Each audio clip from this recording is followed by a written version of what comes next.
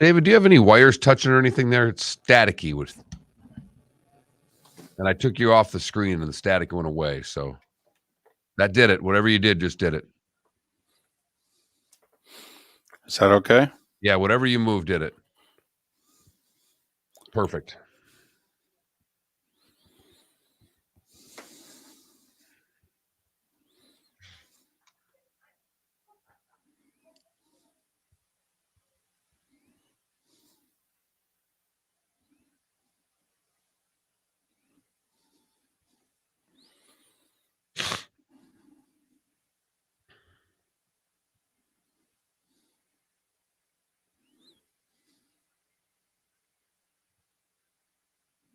We'll say the phones with the alerts. That's fun at 5 o'clock in the morning when they start beeping. Did you get the beeps this morning, Felipe? Oh my gosh. Every phone in the house. Yeah. 5 a.m. Beep. My wife jumped out of bed. She's like, what is it? I go, it's a hurricane warning. Got the storm surge warning yesterday at 5. I was at gymnastics when that one went off. And I looked at one of the moms. I'm like, I know this is supposed to be good, but isn't it kind of creepy that at once they can send a message to you that everybody's phone can get a message? That's just the tip of the iceberg. Exactly. That's just the tip of the iceberg. Exactly. And I'm old enough where I don't care if they look at what I'm doing. I'm fine. But wow. You make it?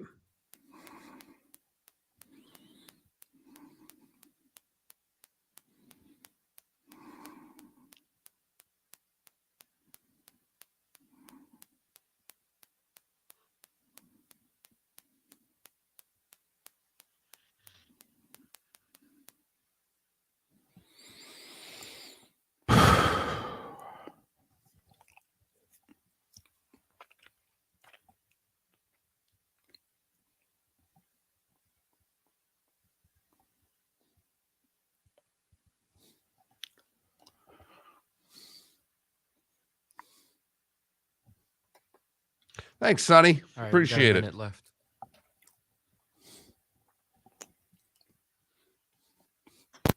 Thanks, James.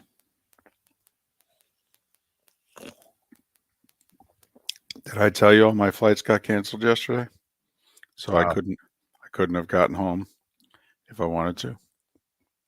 Not surprised.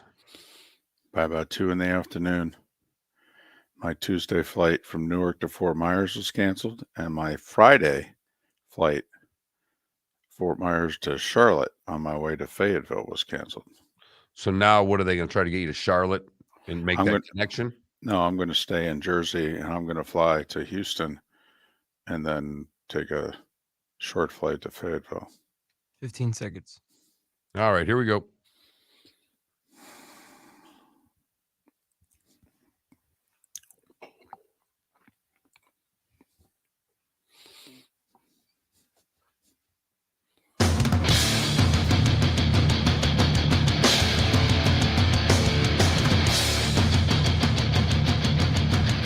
You are listening to Miller and Moulton, exclusively on the Florida Sports Network. And now, here's Mark Miller and David Moulton. Top of the morning to you. How the heck are you?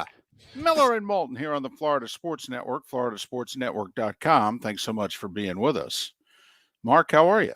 I am doing well. It is obviously an interesting morning here on the peninsula as everybody is bracing for Ian. And for those of you in Tampa, St. Pete, if you're in the zone A's, do what they tell you to do. That's all we can say. We've been through this a lot more where we are, David, than they have in the Tampa, St. Pete area. So obviously it is a nerve-wracking morning for most people in Florida.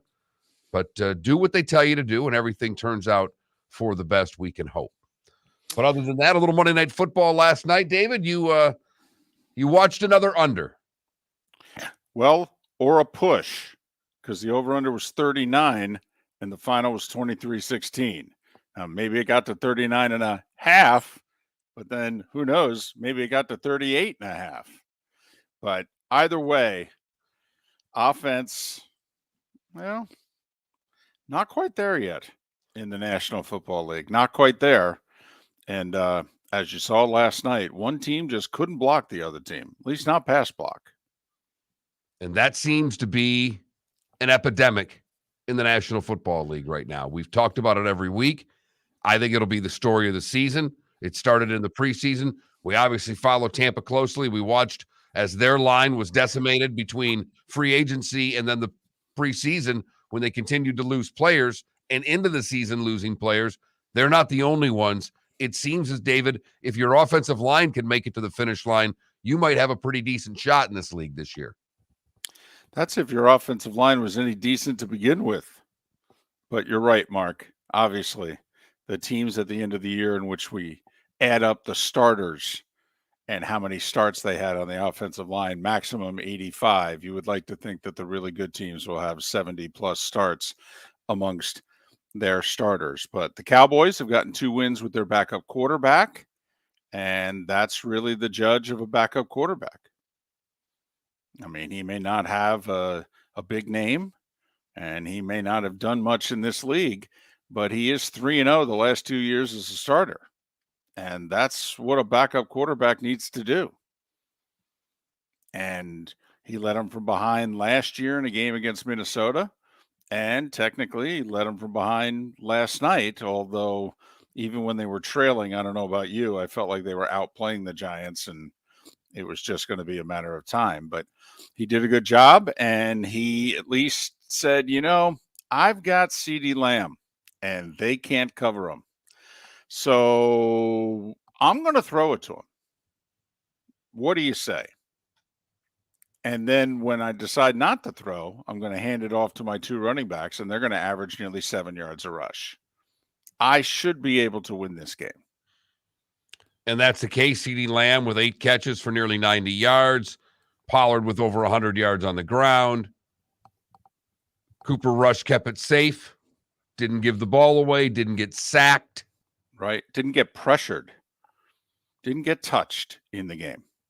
Did not get touched.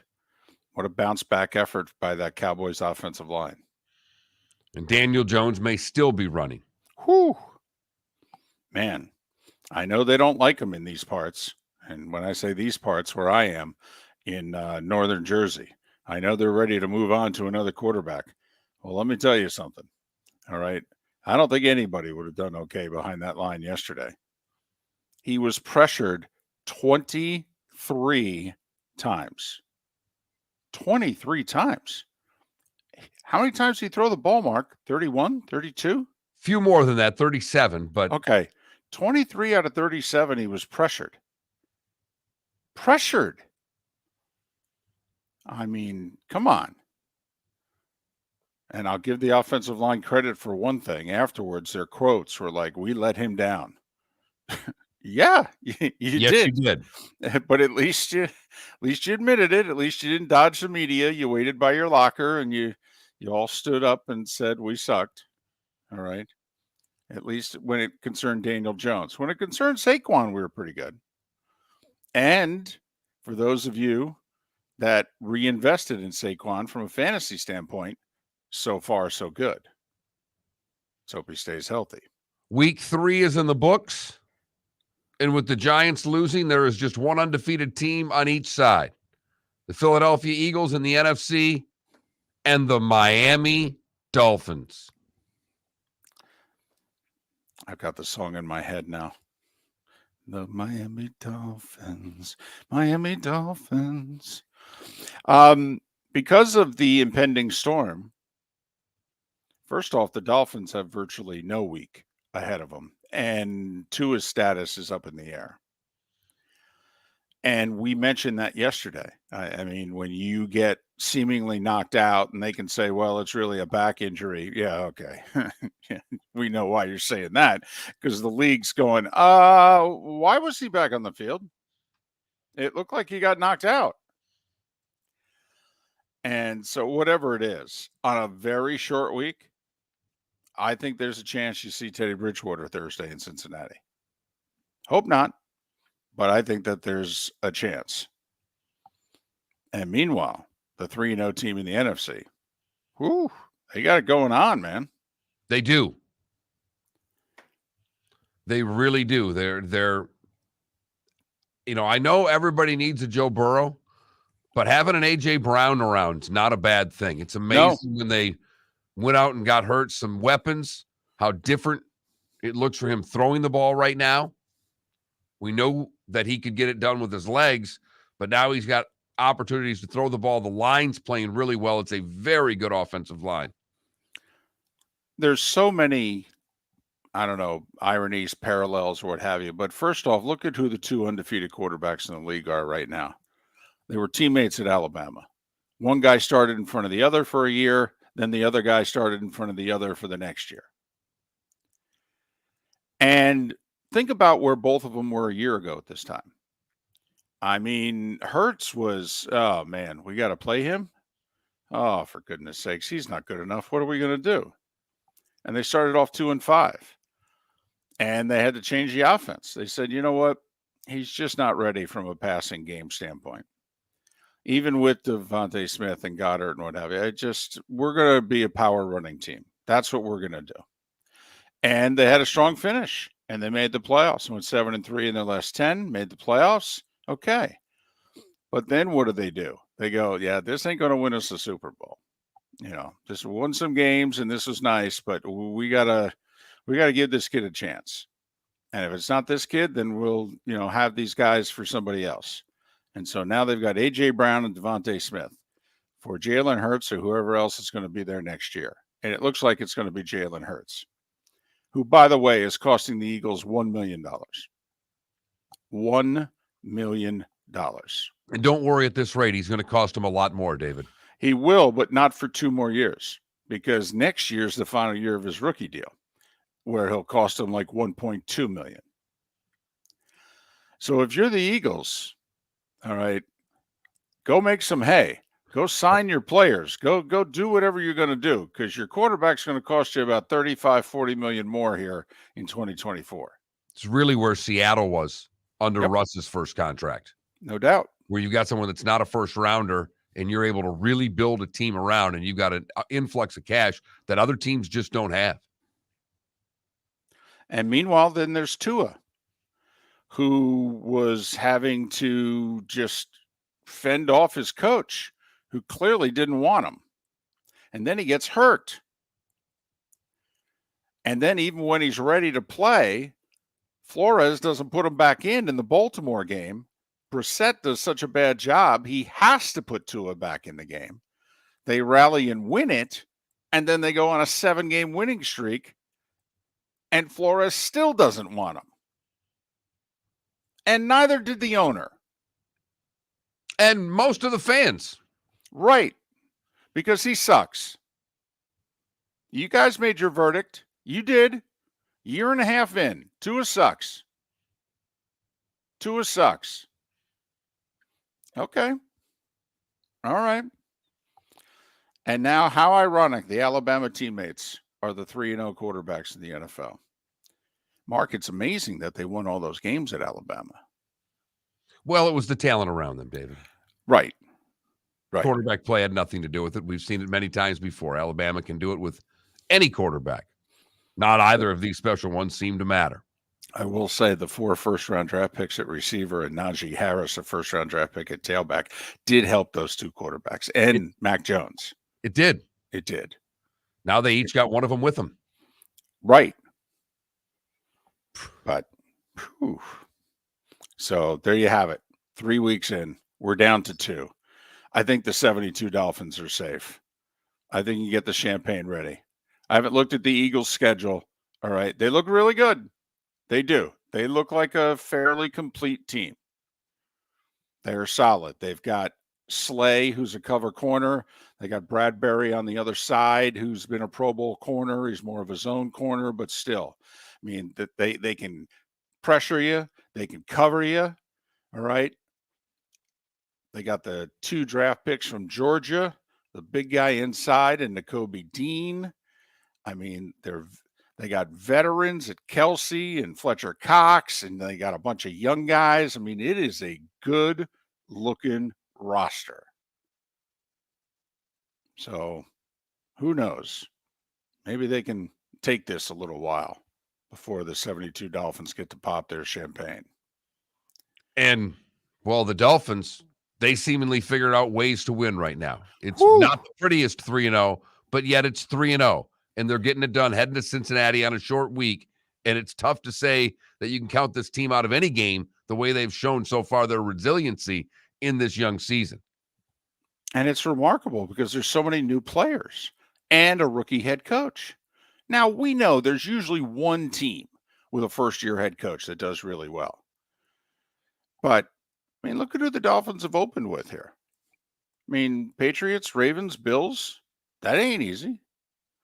3-0. Damn. And you're right, Mark. I mean, in their last 8 quarters, I mean, they've been largely outplayed in 7 of them. They won both those games. Huh. How about that? We've seen this franchise for 20 plus years find ways to lose games that they're dominating. And not only that, Mark, they're exciting.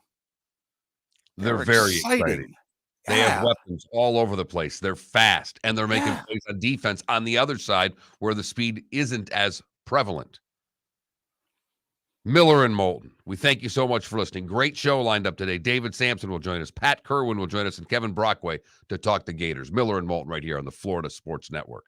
David Moulton for Napa, Napa Auto Parts, and Napa Filters. Insist on Napa filters for your vehicles, or if you're a do-it-yourselfer, only buy Napa filters. Napa has a filter for almost anything on earth that moves, whether it's motorcycles, foreign and domestic cars, vans, SUVs, earth-moving equipment. You get the idea. Napa Auto Parts, Napa filters. Insist on them for your vehicles, or if you're do-it-yourselfer, only buy Napa filters. Mark Miller for SWFL Golf Carts, or online, flgolfcarts.com. If you're looking for a golf cart, an e-bike, or an e-motorcycle, go visit Alex and the gang at SWFL Golf Carts. flgolfcarts.com online. Check out their whole inventory. If you're looking for a custom cart, they can take care of you. 2-seater, 4-seater, 6-seater, they've got you covered.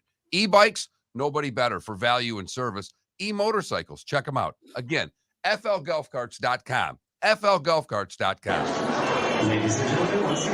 Yeah. Hi. Excuse me. Hey, the line starts back here. Ma'am, if your party's not here, you're going to have to go around again. If you had the opportunity to avoid all this, wouldn't you? Salt Live is the official transportation provider of the Miller and Moulton Morning Show, making your trip to and from the airport seamless and stress-free. Salt Live is supported with the help of local partners like the Bayfront Inn. Gather your family and friends and enjoy a leisurely day on the water with a pontoon or deck boat. If you prefer to explore the waterways without a motor, the Bayfront has canoes, standboards, and kayaks. At the end of your journey, enjoy lunch or dinner at the Bamboo Tropical Bar and Grill. The Bayfront Inn, something for everyone on 5th Avenue in downtown Naples. BayfrontInNaples.com. When you need a ride, book with Salt Live Transportation, 308-8686, or book on saltlivetransportation.com.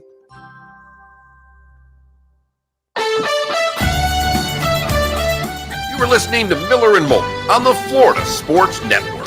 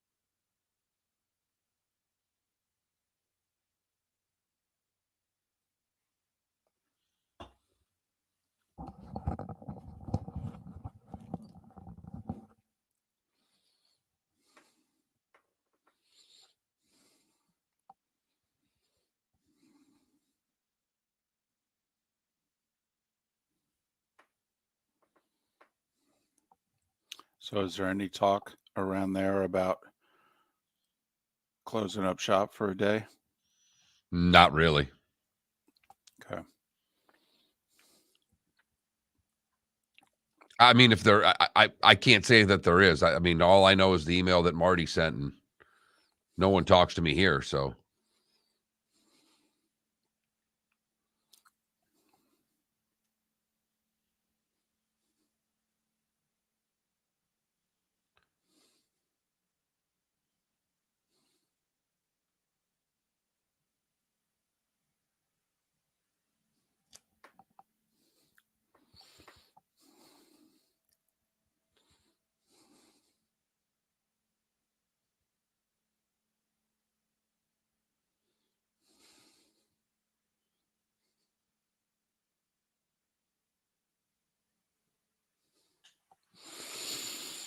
Whew.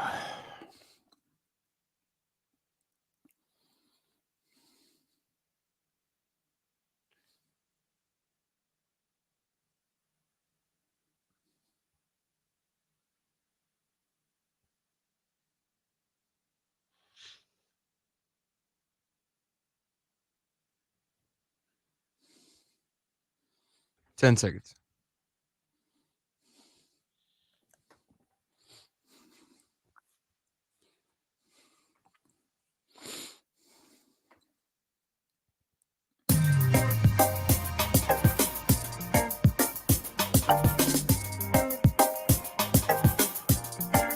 Welcome back to Miller and Moulton, only on the Florida Sports Network.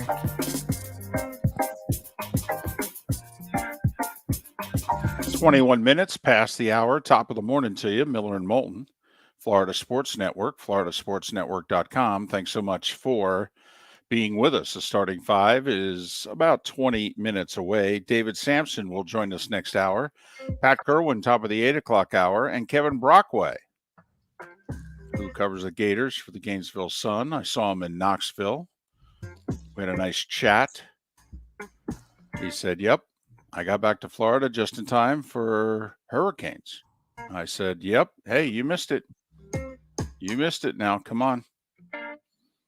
So we'll talk to Kevin in a couple hours. our plan is to keep on broadcasting. So those of you listening to Tampa, St. Pete, Port Charlotte, Lake City, we ask all you to be safe, and we will continue to do sports talk every morning as long as they let us. Right. And usually they let us if the power's on, to be honest. So, and right now, my understanding, Mark, is that while Southwest Florida is going to be hit by Ian, power is not expected to be lost. Not as of right now. Right. Not as of right now in these parts. Obviously, it looks a lot more grim in the Tampa, St. Pete area, and we just hope for the best for all you folks. And like I said earlier, do what they ask.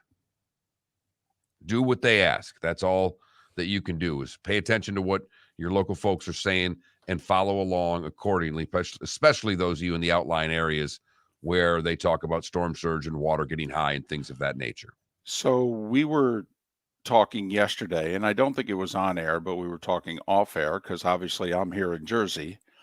And normally on Tuesday, I would fly back to Florida and then stay in Florida till Friday afternoon and then fly out for the SEC on CBS game. Well, between 1 and 2 o'clock yesterday, United canceled my Newark to Fort Myers flight for today. And then American canceled my Friday flight out of Fort Myers to Charlotte. And it's tough to get to Fayetteville, Arkansas via American Airlines if they cancel the first part of that flight to Charlotte. So, Mark, all the talking that we did and you saying, I really think you should stay in Jersey. You were being big brother to me there. You were like, listen, I think you should stay. Well, by 2 o'clock yesterday afternoon, I didn't have a choice. That's the way it worked out. Well, and we thought that you'd be, we thought initially you'd be able to get back okay. Right. it was Friday we were most worried about. And by we, I really mean you, because it didn't do anything to me one way or another. It really didn't affect me at all. Right. I understand that. But as far as advice goes, I thought you'd have a tougher time getting out Friday than you would have had getting back. Turns out both are canceled. So you're, well, get to see mom in Jersey. Get to spend a little time with mom this week. She'll be Yes. seeing you by Friday, I'm sure. No, she won't, but they apparently are putting me to work. What? Yes, that's what I've been told. My mom and Aunt Kathy, apparently they have things that need to be lifted and moved around the townhouse. Do they know who you are? I know. You're not much of a lifter or a mover. I told them I'm old and fat. And they said, yeah, I know, but you're all we got. So that's apparently what I'm doing the rest of today, Wednesday, and Thursday. I am lifting and moving things. And I will say, I wasn't equipped for that until the last couple of weeks, where I lifted and moved a lot of stuff. So I feel as if they're catching me, Mark, at my peak training, if you will. So, but yeah, we'll stay north, and Miller and Moulton will do this from 2 locations, and as long as we're allowed to do it. And right now, we're going to be on all week. So, knock on wood. We shall see. This does bring back memories. I mean, we talk about this being our 3rd act, and it is, because we had a 10-year run in our first act, and then we were both unceremoniously let go 6 months apart. And then in our second act, we had been off the air for about a year and a half, and we come back on the air together, and we're fired up. And for the one time in our 4-year relationship with our second act, they were fired up for us too. And they were promoting us and everything. And we came back on the day after Labor Day, right at the beginning of football season. And we're fired up. And we do Tuesday, Wednesday, Thursday, and Friday. We are raring to go. We got our guests lined up. We are rocking and rolling. Miller and Moulton are back, baby. And what hit on Sunday? Irma. Yeah. We were off the air for like 16 days. Yes. Knocked a tower down. Yep.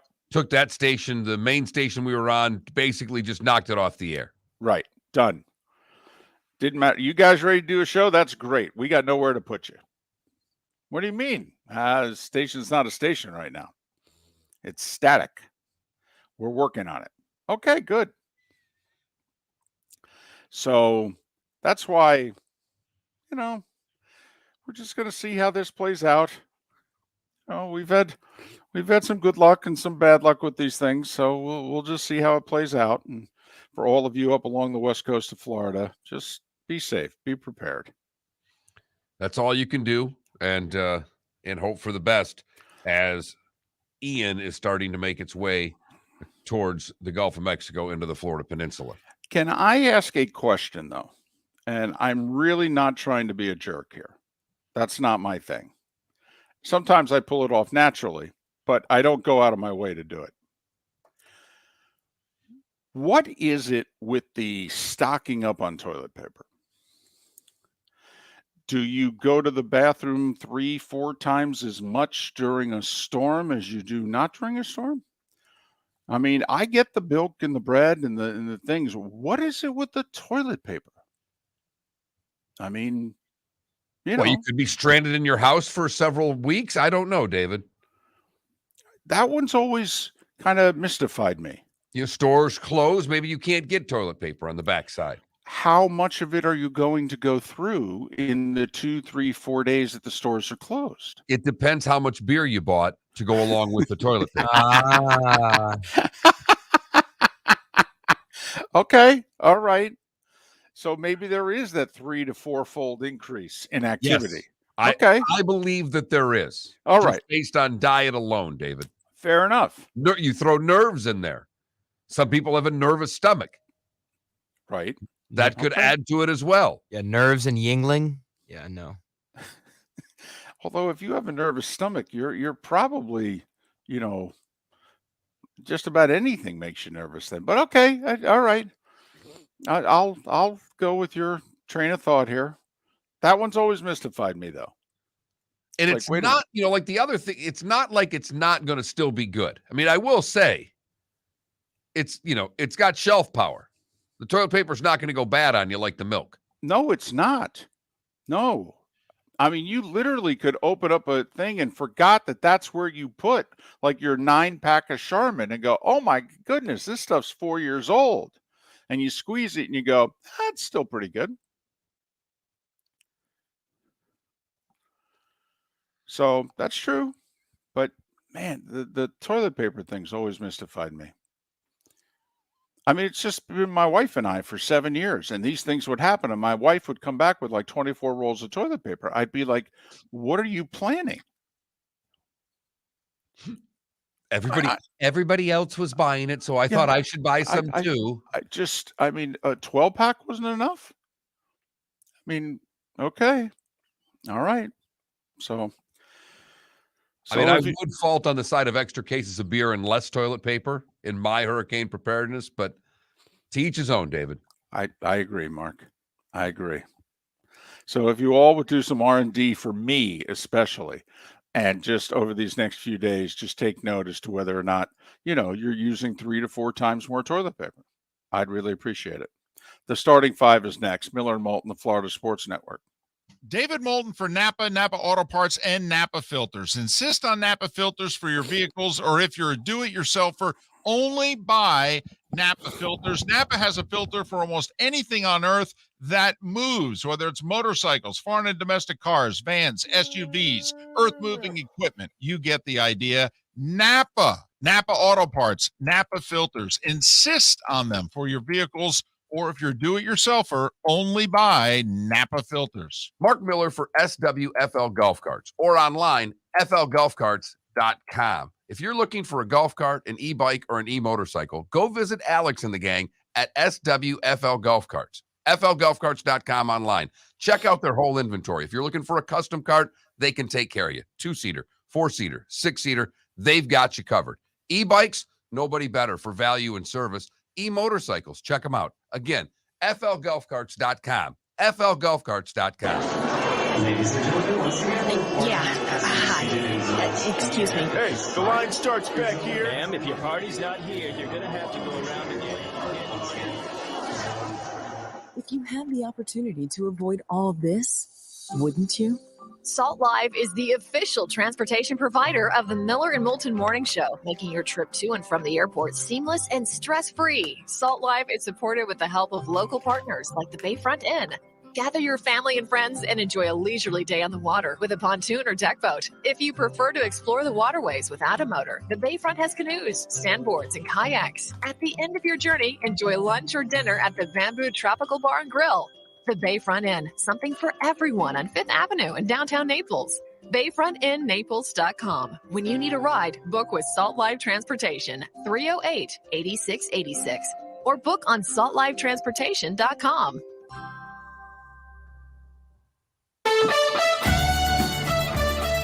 You are listening to Miller and Moulton on the Florida Sports Network.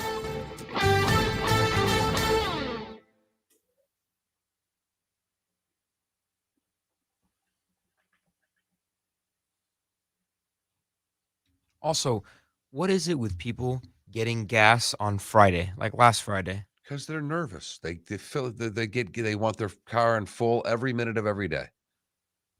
I got gas this morning on the way to work, and there were 2 people.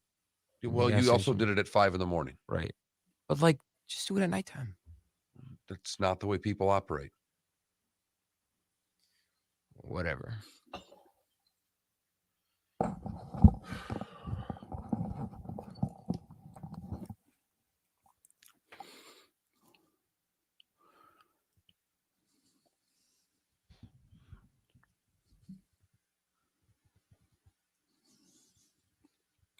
No, but Adam, think about it.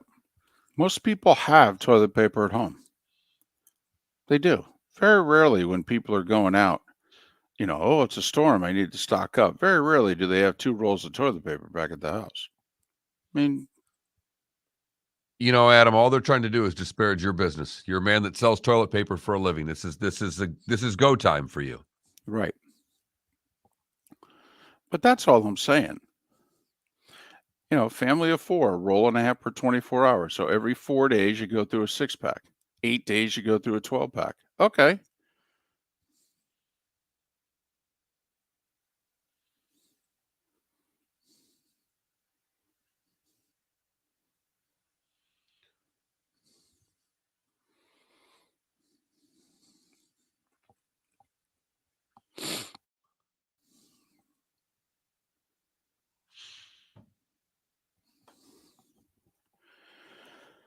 Whew.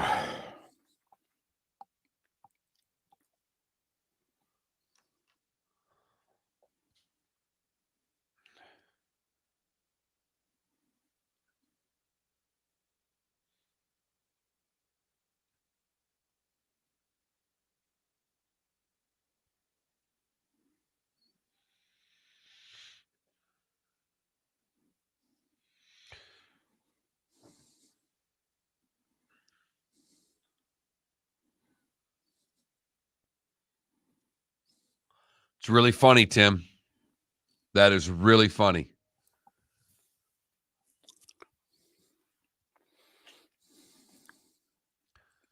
Tim and in the Twitch chat there wanted to know if the Mom-mobile uses gas. Was surprised it uses gas that you didn't have an electric car. What? Have you admitted it yet? That it's a That you have a mom car? You're getting close. I can tell by your face. I like your car. I saw an FJ Cruiser the other day, and I thought of you because it was a cute girl driving it. I'm like, yep, I had one of those. It's a mom car. I saw like a rugged one the other day, and it was a dude driving it with a dude with a beard and sunglasses. I'm like, hell yeah. Which car? FJ Cruiser. It was gnarly.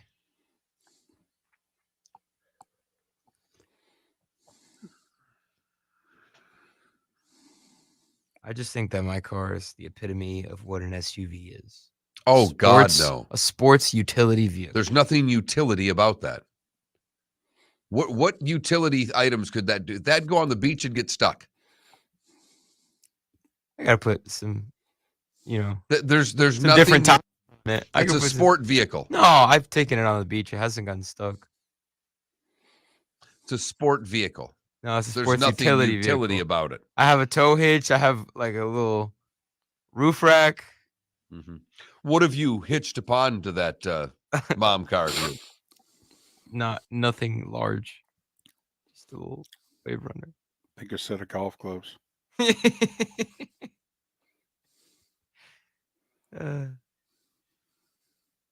David, the view from your hotel is so amazing. Are you going to stay there throughout the week? No. Oh no, that's right. That's right. That's right. You're going. You're helping. You're working. You're moving stuff. Although, believe it or not, they did send an email that said, "Do you need a hotel?" It was nice of them. Yeah, I was shocked. We're coming back.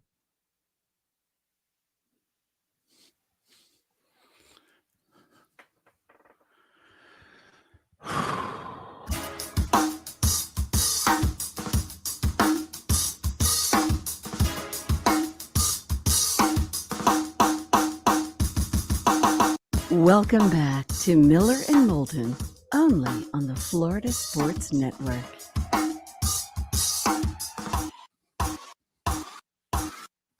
"22 minutes before the hour, Miller and Moulton, Florida Sports Network, floridasportsnetwork.com. We'll come up with a poll question. We got the Clutch Vodka play of the day coming up in a little more than 30 minutes time. David Samson 1 hour from now. Pat Kirwan at the top of our 8 o'clock hour. Kevin Brockway to talk Gators 2 hours from now. Not a whole heck of a lot going on these days, but time for The Starting Five. 5 stories you need to know. It's the Starting Five on Miller and Moulton. Here's number 1. Monday Night Football. Cowboys wear out the Giants 23-16. Both teams are now 2-1 on the season. Pollard rushed for over 100 yards. Zeke had a touchdown. Cooper Rush was fine.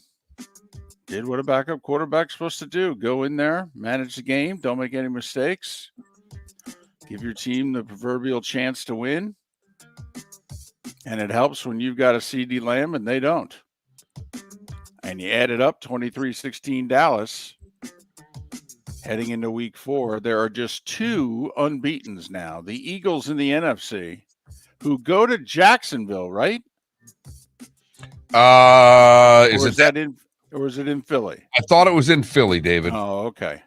So it's the Doug Peterson game. They just had the Carson Wentz game. Now they're going to have the Doug Peterson game. And the Dolphins are 3-0 in the AFC. They head to Cincinnati on Thursday. Speaking of Miami, Tampa Bay is moving to Miami for the rest of this week to practice and work out at the Dolphins facility due to Hurricane Ian.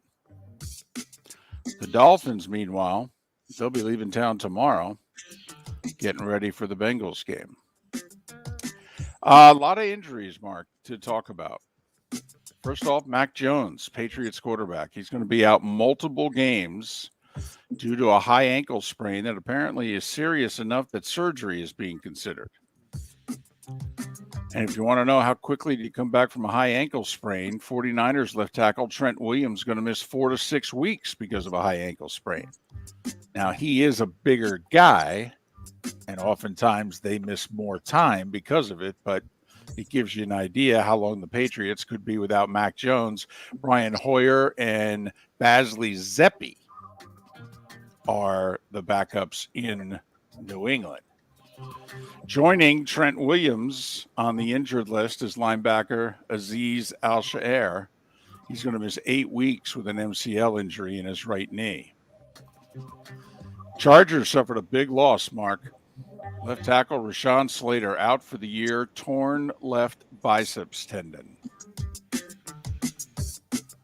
Well, and that's what TJ Watt's trying to come back from, right? Right. College football news, as expected. Georgia Tech cleaned house yesterday. They fired Jeff Collins. This is another one of those deals, Mark, where if they had waited till the end of the year, they would have saved a couple $1 million. But apparently just his face, his presence is such that it can't be tolerated.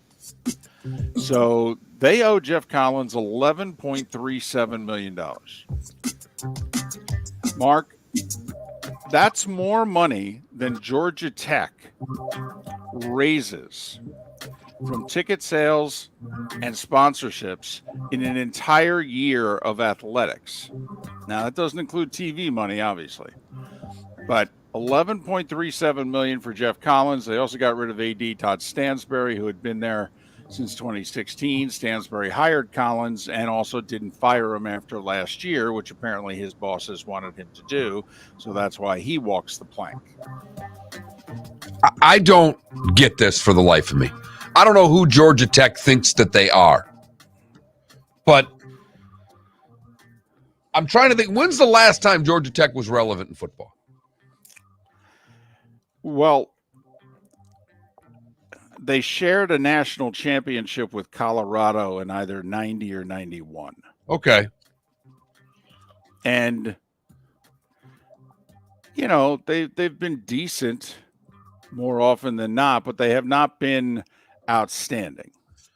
Since 2012, they've had 4 winning records. They had an 11-3 season in 2014. That's the best year they've had in quite a while. But to me, firing these coaches and ADs midseason, you know, this is obviously, if you're getting rid of both the AD and the coach, this is coming from on high. This is, and to me, it's almost beyond the president. It's a board of trustees. What do they think they're going to accomplish by doing this now? They're not turning the season around. They're showing how serious they are, Mark. That a couple $1 million is not going to deter us from showing just how serious we are. Serious about what? About football. I could argue it shows just the opposite. Was that Paul Johnson, by the way, coach at Georgia Tech, 2014 when they went 11-3? I think it was. I think you're right. So that's when they used to like split with Georgia. And pretty much both teams won at home. Boy, does that seem like forever ago. 2 wins since 09 against the Dogs. I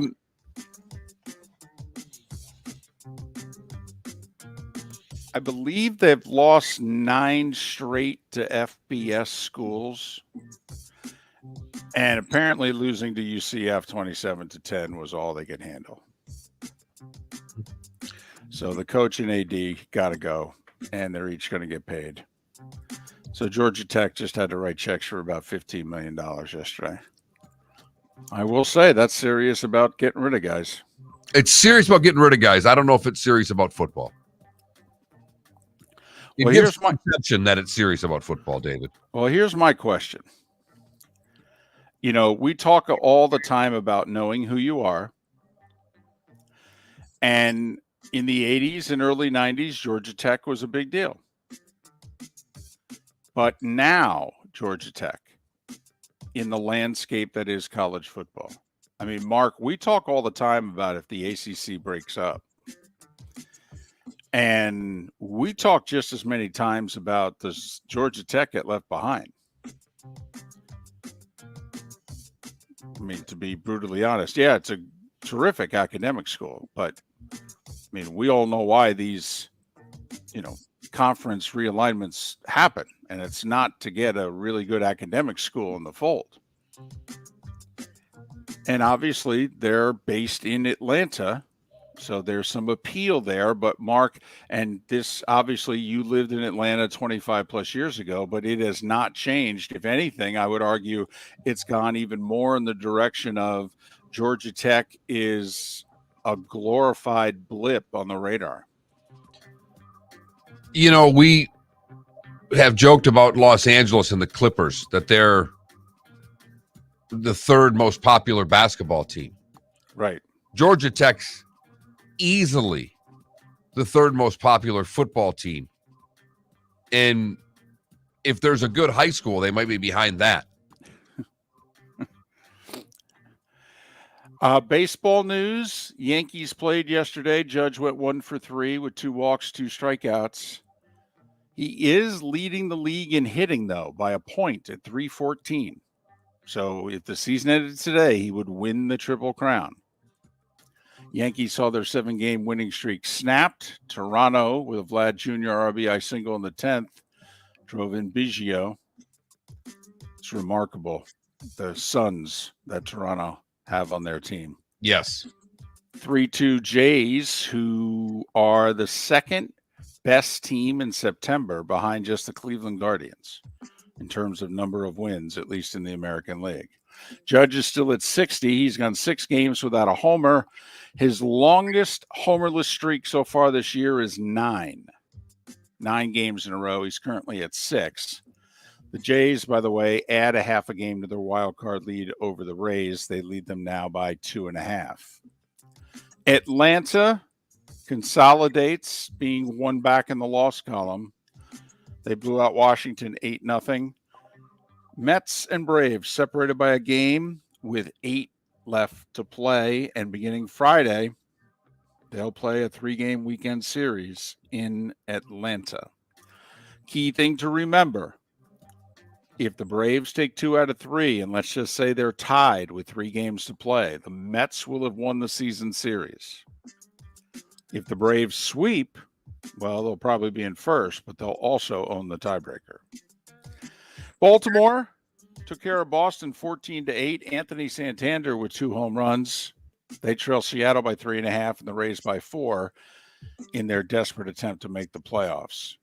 Mark, they're 1 win away from guaranteeing a non-losing season. What was the Orioles over under? Like 59.5, 62.5, something like that? I thought it was like 62, 63, something like that. They've got 80 wins on the season with a little over a week to go. Pittsburgh beat the Reds 8-3.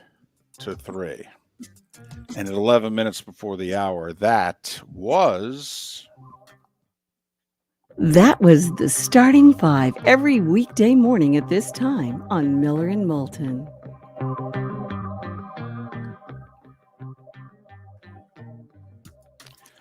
also, Mark, one of the ways that you can tell whether or not a school still has value is whether or not their big rivalry game garners a really good TV slot. And if you think about it, the Florida State game has been overtaken by the Iron Bowl. I mean, through the mid 2000s, nothing stopped CBS and ABC from giving the Florida State game their best time slot. I mean, ABC often put the game at 8 o'clock on a Saturday night. CBS, when the game was in the Swamp, always put it at 3:30 and always did the game. Now they do the Iron Bowl. Mark, the Georgia Tech game, it may not be Georgia's biggest game. In fact, it's probably only their, at best, second. Okay. Third. Not even close. Auburn and Florida are bigger games to Georgia. And I was even wondering now, do we include Tennessee? But so at best, third for Georgia. But it's Georgia Tech's biggest game. I mean, it is. And that game does not get a prime TV slot. It doesn't. I mean, we've never done Georgia Tech at Georgia at 3:30 in the 17 seasons that I've been at CBS. Never done it. Now, up until the last half dozen years, Georgia wasn't a huge national power either. They were just a really good, solid program. But Georgia Tech has dropped off so much that this game doesn't get a prime network slot. And it did for a lot of years. Yeah, it sure did. Absolutely. A lot of times it was the noon game leading into Florida State on whichever network. So, but I mean, it's an honest question. Can Georgia Tech be really good at sports again? You would think in Atlanta with NIL and all of the things that Atlanta has to offer that the opportunity would be there, David. You really would. I think you'd have to make some admissions, allowances, but absolutely. Absolutely. The hand-me-downs alone in Atlanta. I mean, you and I have talked about Georgia State, Kennesaw State. I mean, if they just took the hand-me-downs, the guys who weren't playing and wanted the transfer so they could play, we think you could build a fairly decent program. But they need that major. Kinesiology. Right. Employment relations. Right. They need that major that gets the athlete through school. And I'm not even joking. No, Duke basketball, it's sociology. No. Absolutely. Every school has it. Oh, you're an athlete. You're not going to take school seriously? Okay, we got the major for you. Here you go. No, we'll get you your degree. Don't you worry. And you'll play. And you're going to be a sociology major. What? Just go with me on this. Right. We'll get you through here. You're going to be eligible all the way through, and we're going to put athletics back to where we want athletics to be. But until that happens, David, you're right. They're going to have to lower some admission standards because they've never really done that at Tech. They've maintained a high level of integrity when it comes to the academics at their school. And if you're going to do that in today's world, it makes it really, really difficult to have success. Miller and Moulton, terrific show lined up for you. David Samson will join us next hour. Pat Kirwan and Kevin Brockway in the 8 o'clock hour. Where else? Right here, Miller and Moulton on the Florida Sports Network. Mark Miller for SWFL Golf Carts or online, flgolfcarts.com. If you're looking for a golf cart, an e-bike, or an e-motorcycle, go visit Alex and the gang at SWFL Golf Carts. flgolfcarts.com online. Check out their whole inventory. If you're looking for a custom cart, they can take care of you. 2-seater, 4-seater, 6-seater, they've got you covered. E-bikes, nobody better for value and service. E-motorcycles, check them out. Again, flgolfcarts.com. flgolfcarts.com. David Moulton for Napa Auto Parts, and Napa Filters. Insist on Napa filters for your vehicles, or if you're a do-it-yourselfer, only buy Napa filters. Napa has a filter for almost anything on earth that moves, whether it's motorcycles, foreign and domestic cars, vans, SUVs, earth-moving equipment. You get the idea. Napa Auto Parts, Napa Filters. Insist on them for your vehicles, or if you're do-it-yourselfer, only buy Napa Filters. Yeah. Hi. Excuse me. Hey, the line starts back here. Ma'am, if your party's not here, you're gonna have to go around again. If you had the opportunity to avoid all this, wouldn't you? Salt Live is the official transportation provider of the Miller and Moulton Morning Show, making your trip to and from the airport seamless and stress-free. Salt Live is supported with the help of local partners like the Bayfront Inn. Gather your family and friends and enjoy a leisurely day on the water with a pontoon or deck boat. If you prefer to explore the waterways without a motor, the Bayfront has canoes, standboards, and kayaks. At the end of your journey, enjoy lunch or dinner at the Bamboo Tropical Bar and Grill. The Bayfront Inn, something for everyone on 5th Avenue in downtown Naples. BayfrontInNaples.com. When you need a ride, book with Salt Live Transportation, 308-8686, or book on saltlivetransportation.com.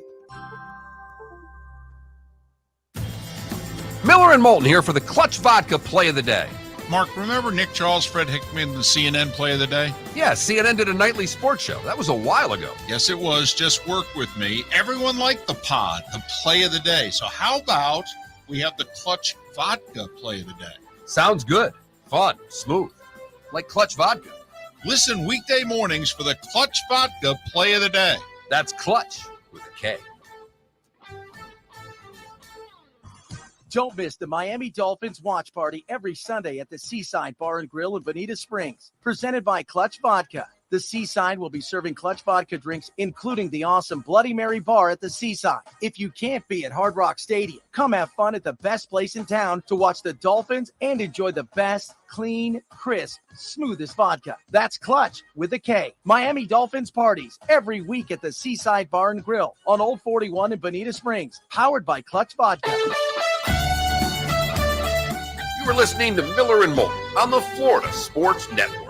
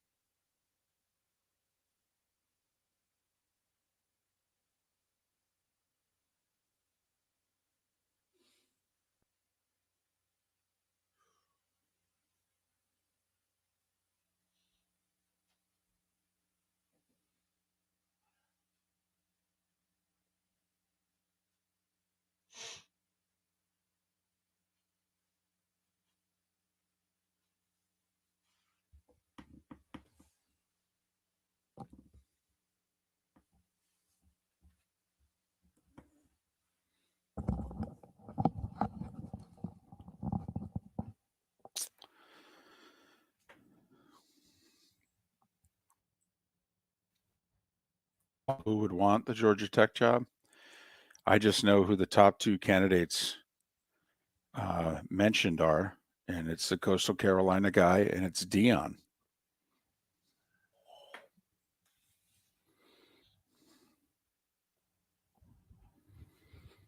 Oh, Jesus.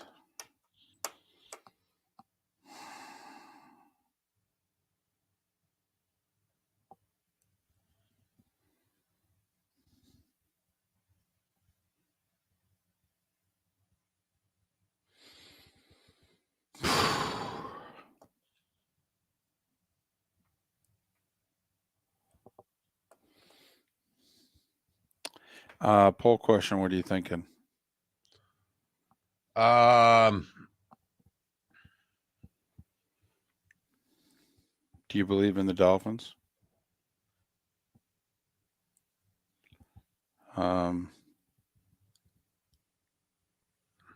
Who's yes the best to win the team? division, yes to win, yes to make the playoffs. Not buying them. They're a fluke.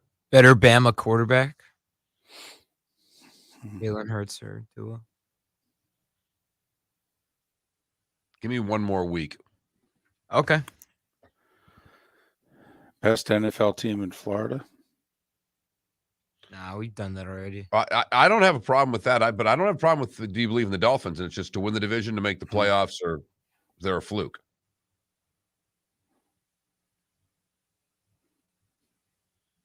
Because it can't just be a yes or no to me. Right. That's fine. That or best team. That or which.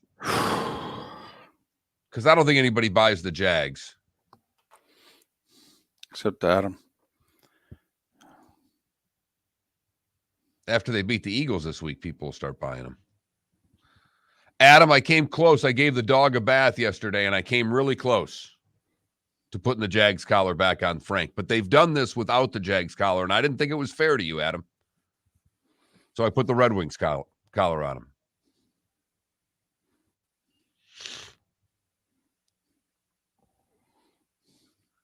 Is that a which team will choke first question, Adam?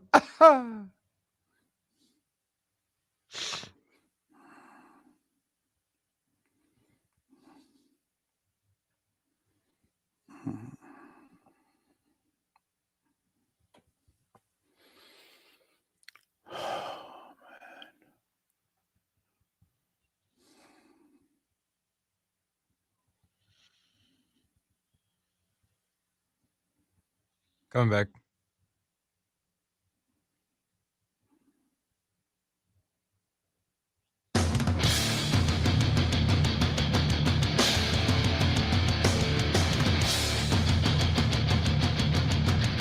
You are listening to Miller and Moulton, exclusively on the Florida Sports Network. And now here's Mark Miller and David Moulton. Top of the morning to you. How the heck are you? Hour 2 of Miller and Moulton on this Tuesday. I come at you from Jersey after Monday Night Football. Cowboys taking care of the Giants. Both teams now 2-1 on the season.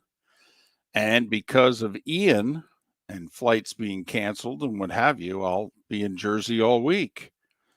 Mark is hunkered down in the 239 and wishing everyone on the west coast of Florida all the best. Stay safe, do what you're told, and let's hope this thing works out.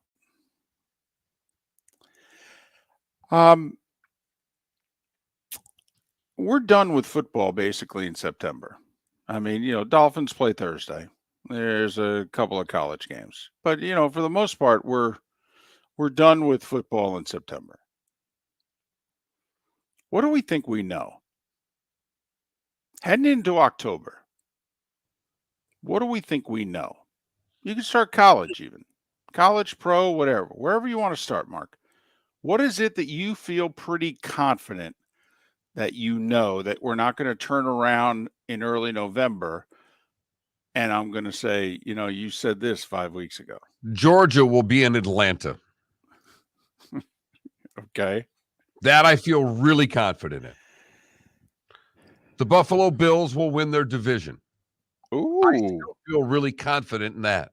Ooh, look at you. Look at you. That's nice. That's solid. That's bold. I still believe that the Tampa Bay Buccaneers will win their division. Well, you're asking me what I know, right? And there are a lot of things I think we know. Okay. But as much as I want to say the Philadelphia Eagles went on their way to clinching this past weekend, what the Cowboys are doing with the backup, I don't think we're yet ready to, ready to make bold statements about the Eagles just yet, as good as they look. In Philadelphia, they are. I don't know if we are sitting this far away. You're close enough where you almost see it. But I don't know as much on Sunday as I think I know on Saturday.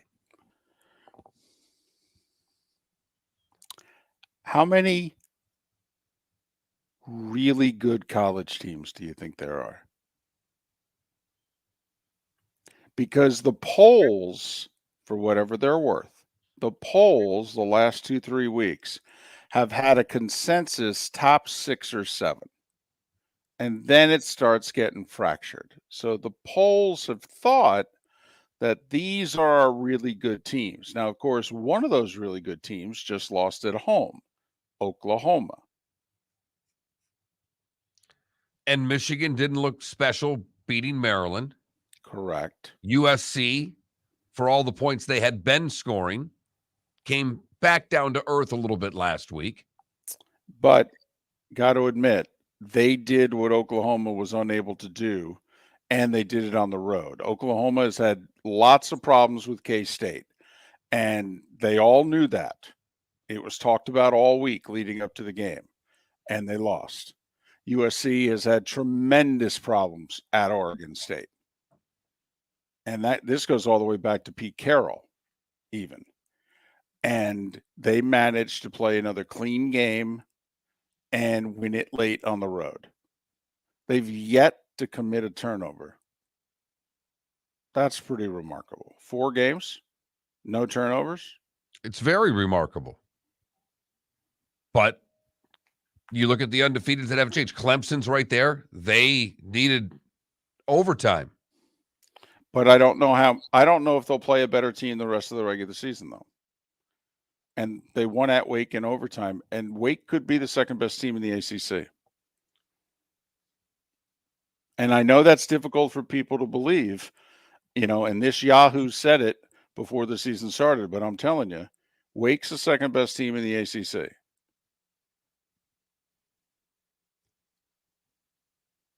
It's hard to argue because I don't think that North Carolina State can score enough. What did surprise me, though, is that I thought to have a defense that's supposed to be as good as Clemson to get lit up like that leads me to believe that I don't know if Clemson has the type of team that can get through an entire schedule without slipping up. I don't know if they're good enough to do it. I'm not sure that the fourth team's going to have to be undefeated, though, this year, if you know what I mean. I would damn near guarantee it. In fact, there's a good chance that the third team won't be undefeated either, because Ohio State and Michigan are going to play each other, and Georgia and Alabama are seemingly going to play in the conference championship game. So, we could be left with one, no more than 2 undefeateds when this is all said and done. That's how it usually goes. But it's okay. You can still be a really good team and lose a game. Hell, you could be a really good team and lose 2. Now, in college, we don't put you in the playoff if you do, but you could still be a really good team. Because to me, Mark, the reason why I think that there is a talent gap is, for as much as I like the stories that Kentucky and Tennessee are unfolding, and NC State and the like, to be in the top 10. Really? Top 10? We sure about that? I mean, now I know, you're undefeated. And so if you do that just by process of elimination, you're going to get places where you don't normally get. But are we sure that these teams are this good? Or are they this good because of a process of elimination? And there seems to be about a half a dozen teams that are separated from the rest. Well, David, NC State was a field goal away from losing to East Carolina, who just got beat by Navy. Oklahoma State's another top 10 team by process of elimination. Tennessee and Kentucky both have a lot of good. Are those rosters where they need to be able to hang with Georgia? I don't think we think so at this point. No. I thought Gary made a good point during the game. Tennessee was pulling away early to mid-fourth quarter, and he was making the point that, they still have Alabama on their schedule, and they do every year, and they still have Georgia on their schedule, and they do every year. And if those are the top 2 or top 3 teams in the country, you could lose those games pretty easily. But if we go to a 12-team playoff, it's a 10-2 Tennessee, a playoff team. And he goes, I think they are. And he said, in the future, that's what I think we're going to be looking at, where, you could lose a couple games, But are you like when Tennessee and Kentucky, Mark, meet in the regular season? Will that essentially be, like we like to call it, a tiebreaker game? That the winner then gets recognized as the third best team in the SEC. They're in the 12-team playoff, no questions asked. And the loser is going to need help. Certainly could be the case. And I guess Oklahoma conceivably could run the rest of their games and still find their way in. But when Oklahoma loses at home, I look at that conference going, well, pretty good chance that conference is done for the year. And that's where I love the 12-team playoff. Because it gives those conferences another shot. It means that their season isn't essentially over in September. A very funny tweet, I thought, after Saturday's games where K-State beat Oklahoma and Texas Tech beat Texas, in which a Big 12 fan said, hey, man, we should not be in a hurry to let these two lead this conference. We're doing a good enough job beating them as it is.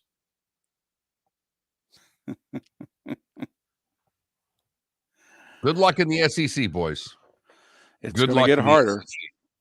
It is going to get harder.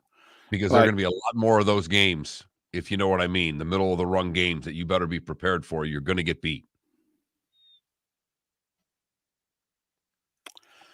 NFL, what do we think we know? Like what we're kicking around is our poll question. I mean, let's face it. We don't know about the Dolphins. No. We're excited for them and their fans. But, the fact of the matter is that they've been outplayed in 2 of their 3 games. But they're 3-0. And will things eventually catch up to them? Or is this just going to be this type of year where they're resilient and they're talented? And when it's close, they'll figure it out and win. Okay, great.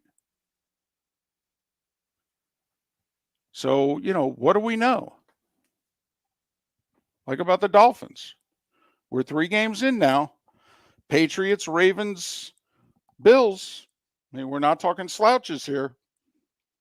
All, 2 of the 3 playoff teams from a year ago, and the other one would have been if Lamar didn't get hurt. So what are the Dolphins? Are they a team that you think will win the division? Are they a team that you think you trust to make the playoffs? Or do you think this has been a fluke and that the Dolphins are going to come crashing back to earth a lot more easily? Thursday night in Cincinnati would be the start of it. So, that's where I first, Mark, want to start with finding out what it is we think we know. Let's start with one of the 2 unbeatens, the 3-0 Dolphins. So what do you think they are? A really good team. Good team. They're just off to a good start. Sounds like a poll question to me. We'll get it up at that Mark Miller, the David Moulton. Do you believe in the Dolphins? Yes, they're winning the division. Yes, they're making the playoffs. No, they are a fraud. Harsh language with a harsh storm heading our way, David. No time to take it easy on the Miami Dolphins.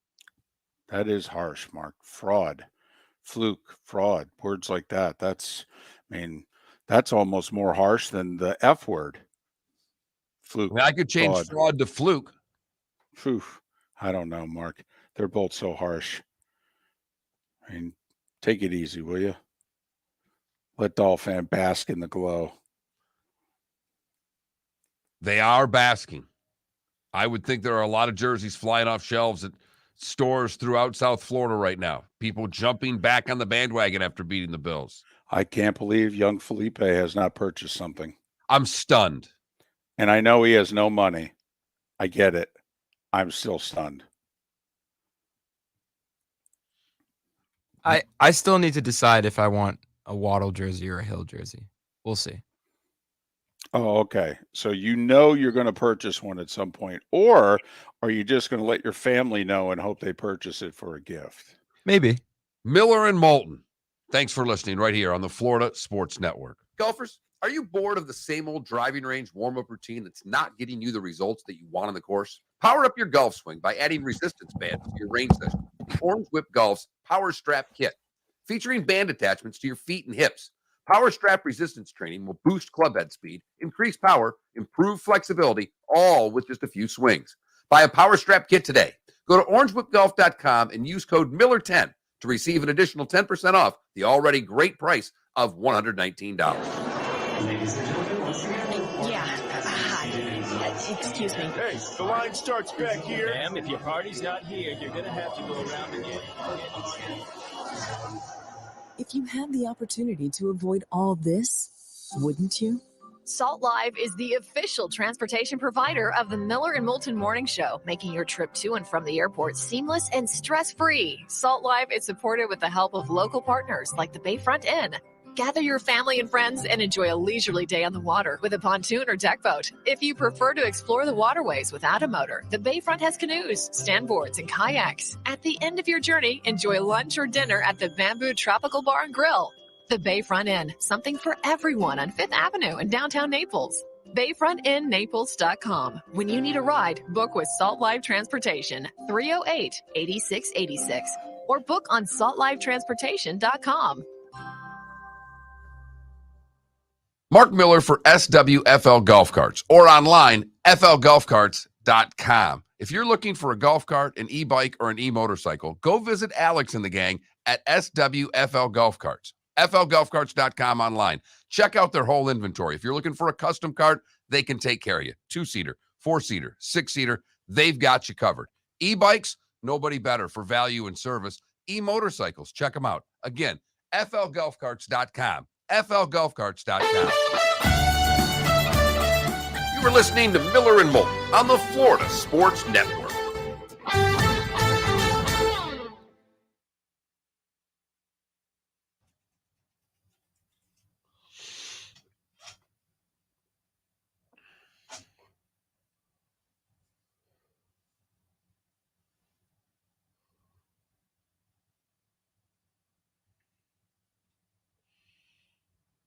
Tell him you want his car. Oh, Tell him you want his car. He's got a great car for a girl. wow. Let's go back to doing what you're doing. Oh my goodness. Can you believe this?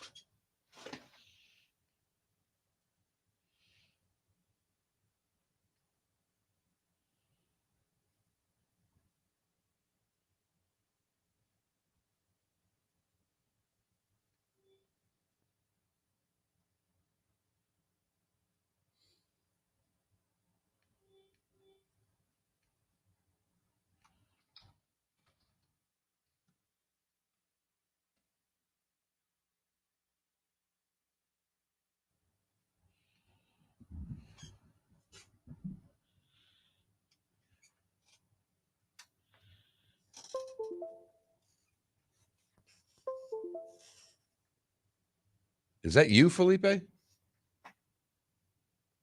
noises I'm hearing? My earphones unplugged. It does, huh? Okay. Thanks for that. Wasn't raining outside, was it? Yeah. It was? Yeah. Ooh.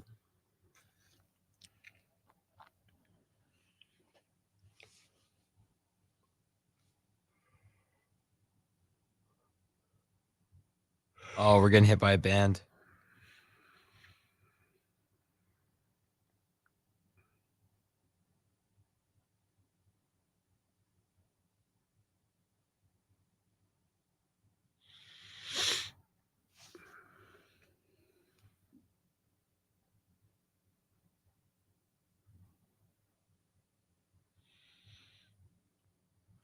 Play clock near one. Corner of the end zone. Lamb. One-handed try. He got it.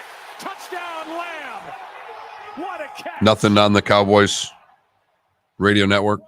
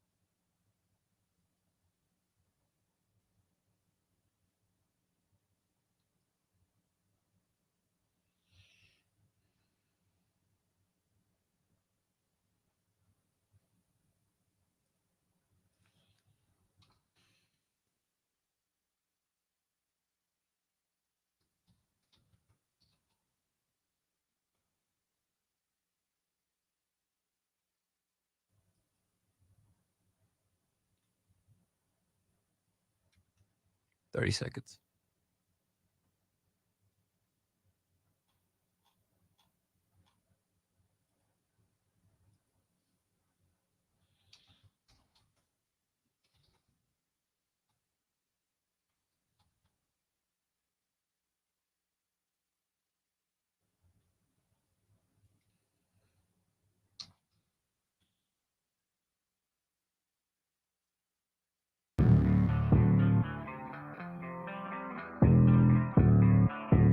Thanks for listening. And now, more of Miller and Moulton on the Florida Sports Network.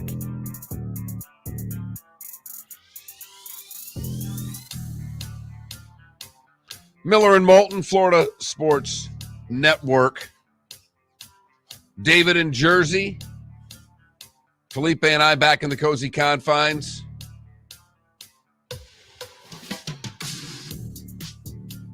David Samson coming up in about 20 minutes or so.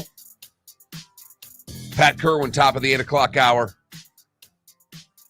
We'll talk some Gators with Kevin Brockway as well in the 8 o'clock hour. Our poll question is up. It is a very simple one. It is about the Dolphins and just asking, how much do you believe in the Miami Dolphins? Are they a playoff team? Or are they winning the division A? Are they B, a playoff team? Or C, are they a fluke? I changed it from fraud to fluke because there's no way they're a fraud. But there's no doubt that this has been a little fluky. I mean, if they don't make the playoffs, this would be an extreme failure. Extreme failure? I mean, they've been over 500 for the last 2 seasons, and that now you add the extra oomph that you need in that roster, you have to make the playoffs. If you go back-to-back seasons of being a game away from the playoffs and your roster is increasingly better the next season, you have to make the playoffs. And that's what we are asking you with today's poll question. That Mark Miller should be at David Moulton and FloridaSportsNetwork.com for your answers. Again, David Samson coming up in just a moment. We asked the question last segment of, what do we know right now? Well, in the NFL, what do we know about the Jacksonville Jaguars? That they're exceeding everyone's expectations. And they beat the Chargers handily. They whooped the Chargers. Yeah. They whooped the Colts. They shut out the Colts, who turn around and beat the Kansas City Chiefs the next week. And it's important to know they beat a good defense in the Chargers. And did what they wanted. And Trevor Lawrence in the game looked very good, getting that much needed road win that the Jags so desperately wanted. And all of a sudden, I think expectations have risen, not to the level of where the Miami Dolphins are, because the Miami Dolphins entered the season with much higher expectations. But now going into Philadelphia and being a pretty big dog in that game, but Jacksonville has gone out. They've got 2 running backs. Kirk has played a lot better than I thought he would. How good is that contract looking right now? It looks extremely good, and their defense played physical in beating the Chargers. They took the game to the Chargers there.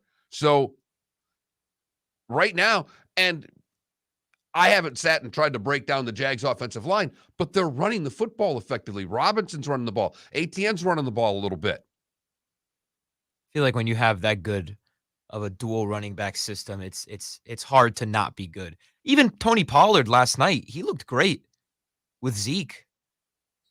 I mean, can't say much about the Cowboys looking great, but well, they've got a 2-headed monster at running back, and that's certainly it helps.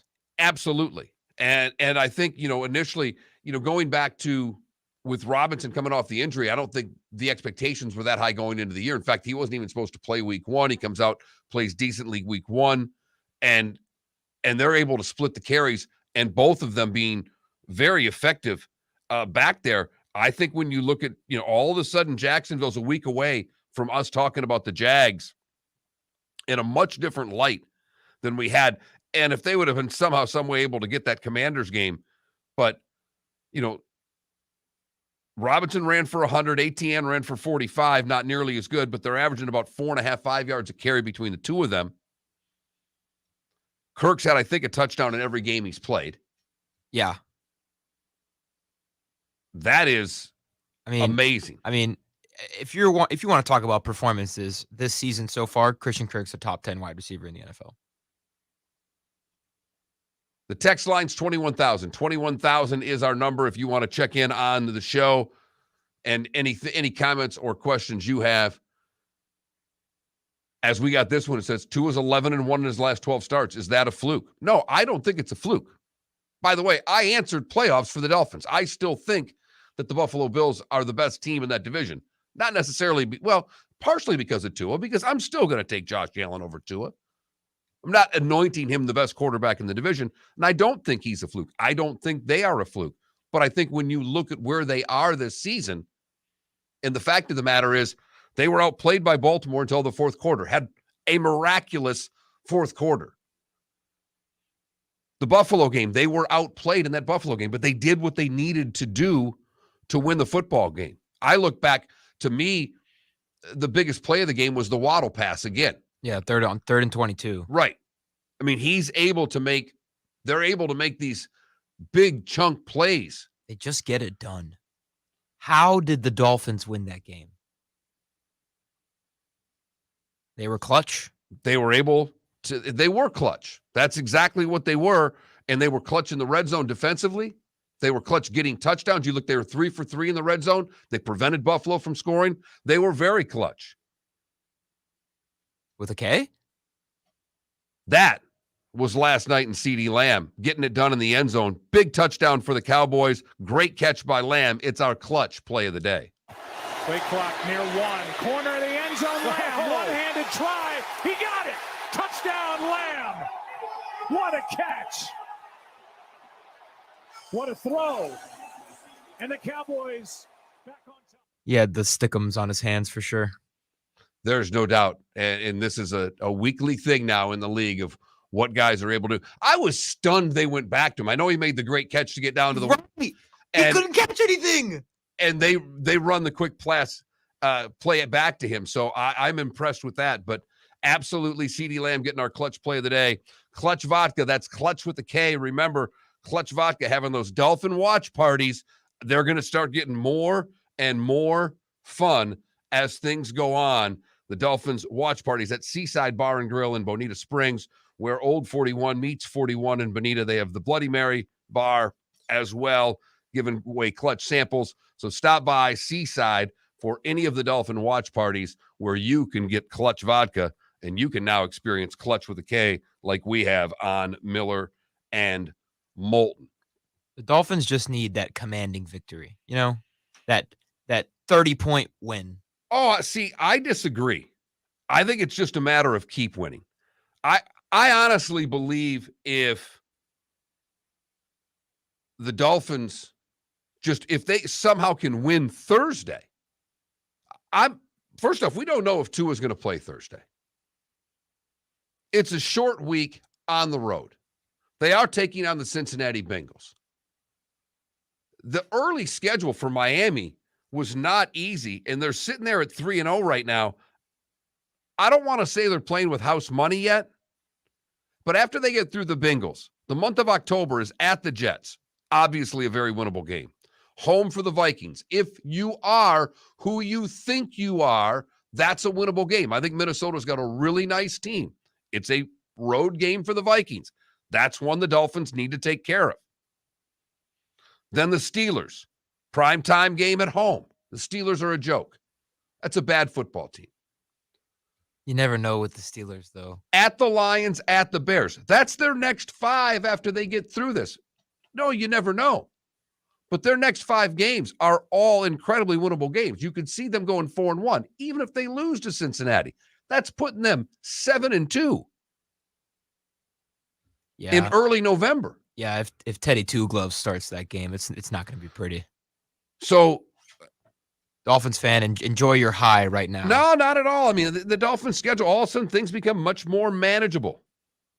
It's not about, this is not college. No one needs to win games by 30 points. You don't need style points in the NFL. Miami just needs to keep on keeping on doing what they're doing. And the fact of the matter is, maybe we'll end up being wrong on one of the top 2 choices because they've already been able to get Buffalo once. They'll have to do it again. Not necessarily, but you get the point of where I'm at. Miami's seemingly now taking the very next step. We'll make our next step on the show with David Samson. He is next. Miller and Moulton, we thank you so much for listening. Where else but right here exclusively on the Florida Sports Network. Miller and Moulton here for the Clutch Vodka Play of the Day. Mark, remember Nick Charles, Fred Hickman, the CNN Play of the Day? Yeah, CNN did a nightly sports show. That was a while ago. Yes, it was. Just work with me. Everyone liked the pod, the Play of the Day. So how about we have the Clutch Vodka Play of the Day? Sounds good. Fun. Smooth. Like Clutch Vodka. Listen weekday mornings for the Clutch Vodka Play of the Day.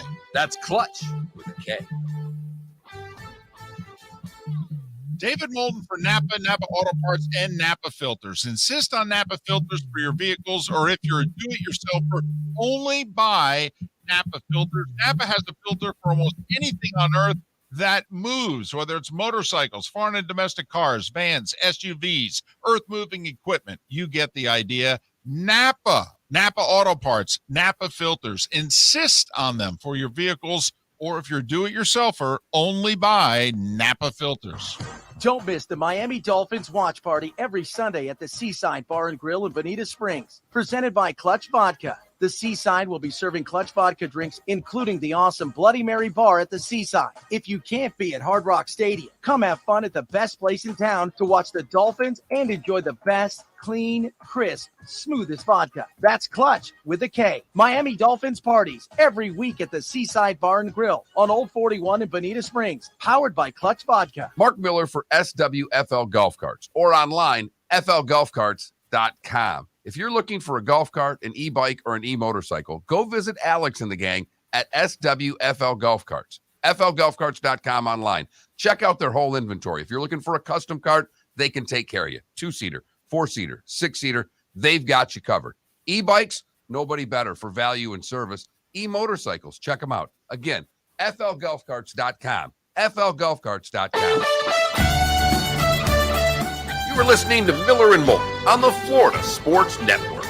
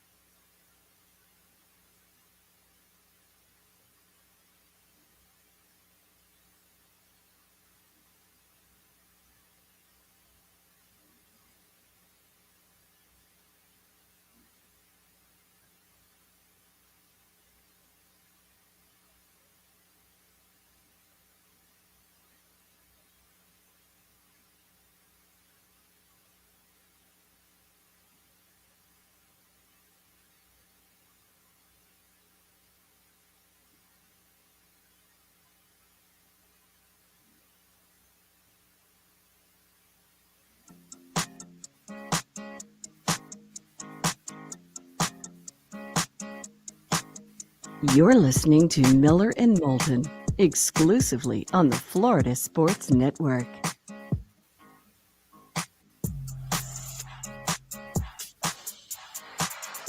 Miller and Moulton. Good morning, the Florida Sports Network. Stay safe wherever you be, Tampa, St. Pete. We know what's going on. Port Charlotte as well, and even in parts of Lee County. The hurricane warnings are there. Pay attention to what your local people are saying and do what they tell you to do. This time every week, David Samson, the host of the Great Nothing Personal podcast, joins us on the show. David, good morning. How are you?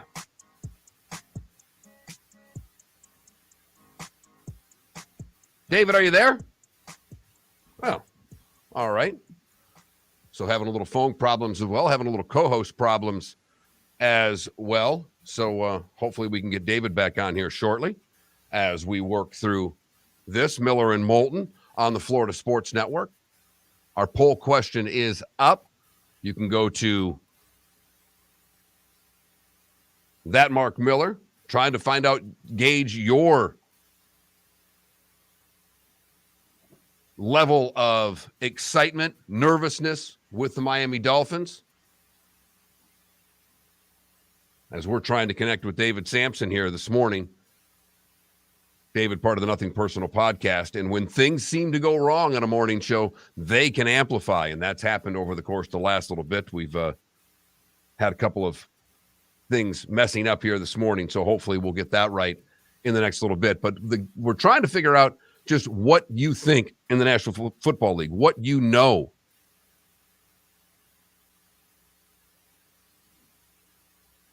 About who's good and who's not. And after the Dolphins' great win against Miami or against Buffalo, you just wonder,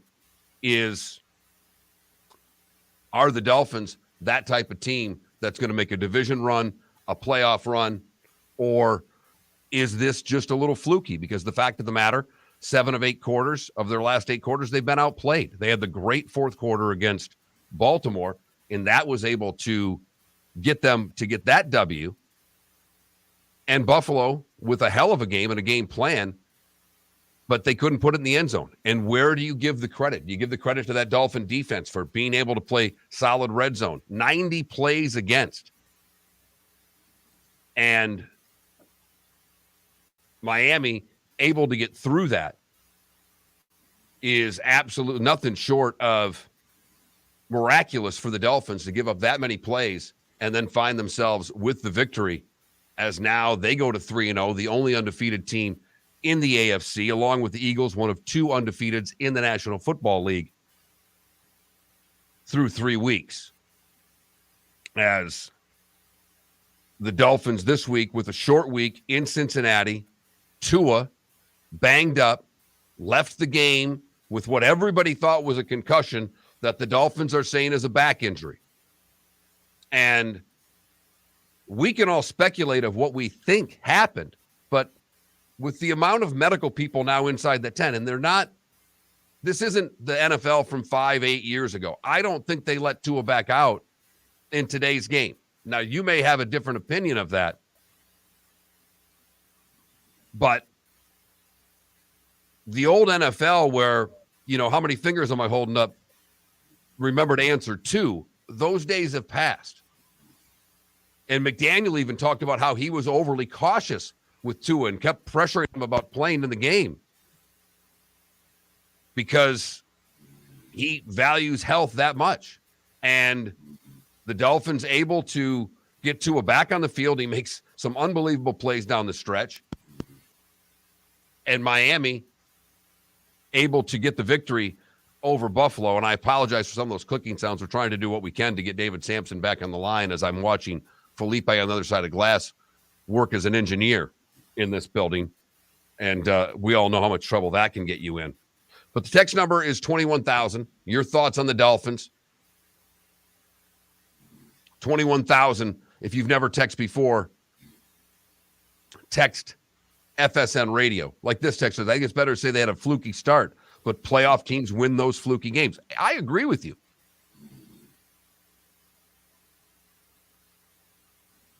I agree 100%.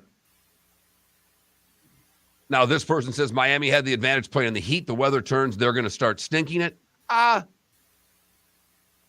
We'll see. They're going to have to play some cold weather games, but the toughest part of their schedule, they're getting through. You know, we thought Cincinnati was going to be this overly difficult game. And right now, Cincinnati looks like they're struggling a bit. They may have righted the ship last week, but they're a 1-2 team. We don't think the same thing about the Bengals, particularly the way that that offensive line has played through their first 3 games. A little bit better in the game against the Jets, but the Jets will make everyone look better. And Miami gets into that game with the opportunity to go to 4-0. And I'm judging by what you're doing on the phones. Do we have David Samson on the line, or? Yes, you do. Look at that. David, good morning. How are you? Felipe's now an engineer. He was underneath the council trying to get things put together. David Samson, host of the Great Nothing Personal podcast, as we get through a little bit of a morning. Thanks for holding on and being patient. David, good morning. How are you? I'm doing great. I hope you stay safe there. Hurricanes stink, so be careful. They do. How was the marathon? First off, I know you were in Berlin running a marathon. Give us a little update on how that went. My first ever DNF. I'm just fine. Thank you for bringing it up. I need help. I hadn't run in months, and I tried to do a marathon, and I stopped at mile 12. And I hate failing, and I feel failure. It's fun, but I'm going to use it to motivate myself to be better and be smarter. But there's an old saying, when you don't deserve the start, you're not going to get to the finish. You'll never train for one of these again, will you, David? I've known you just through our phone relationship. I can hear in your voice that you will never be unprepared for one of these again.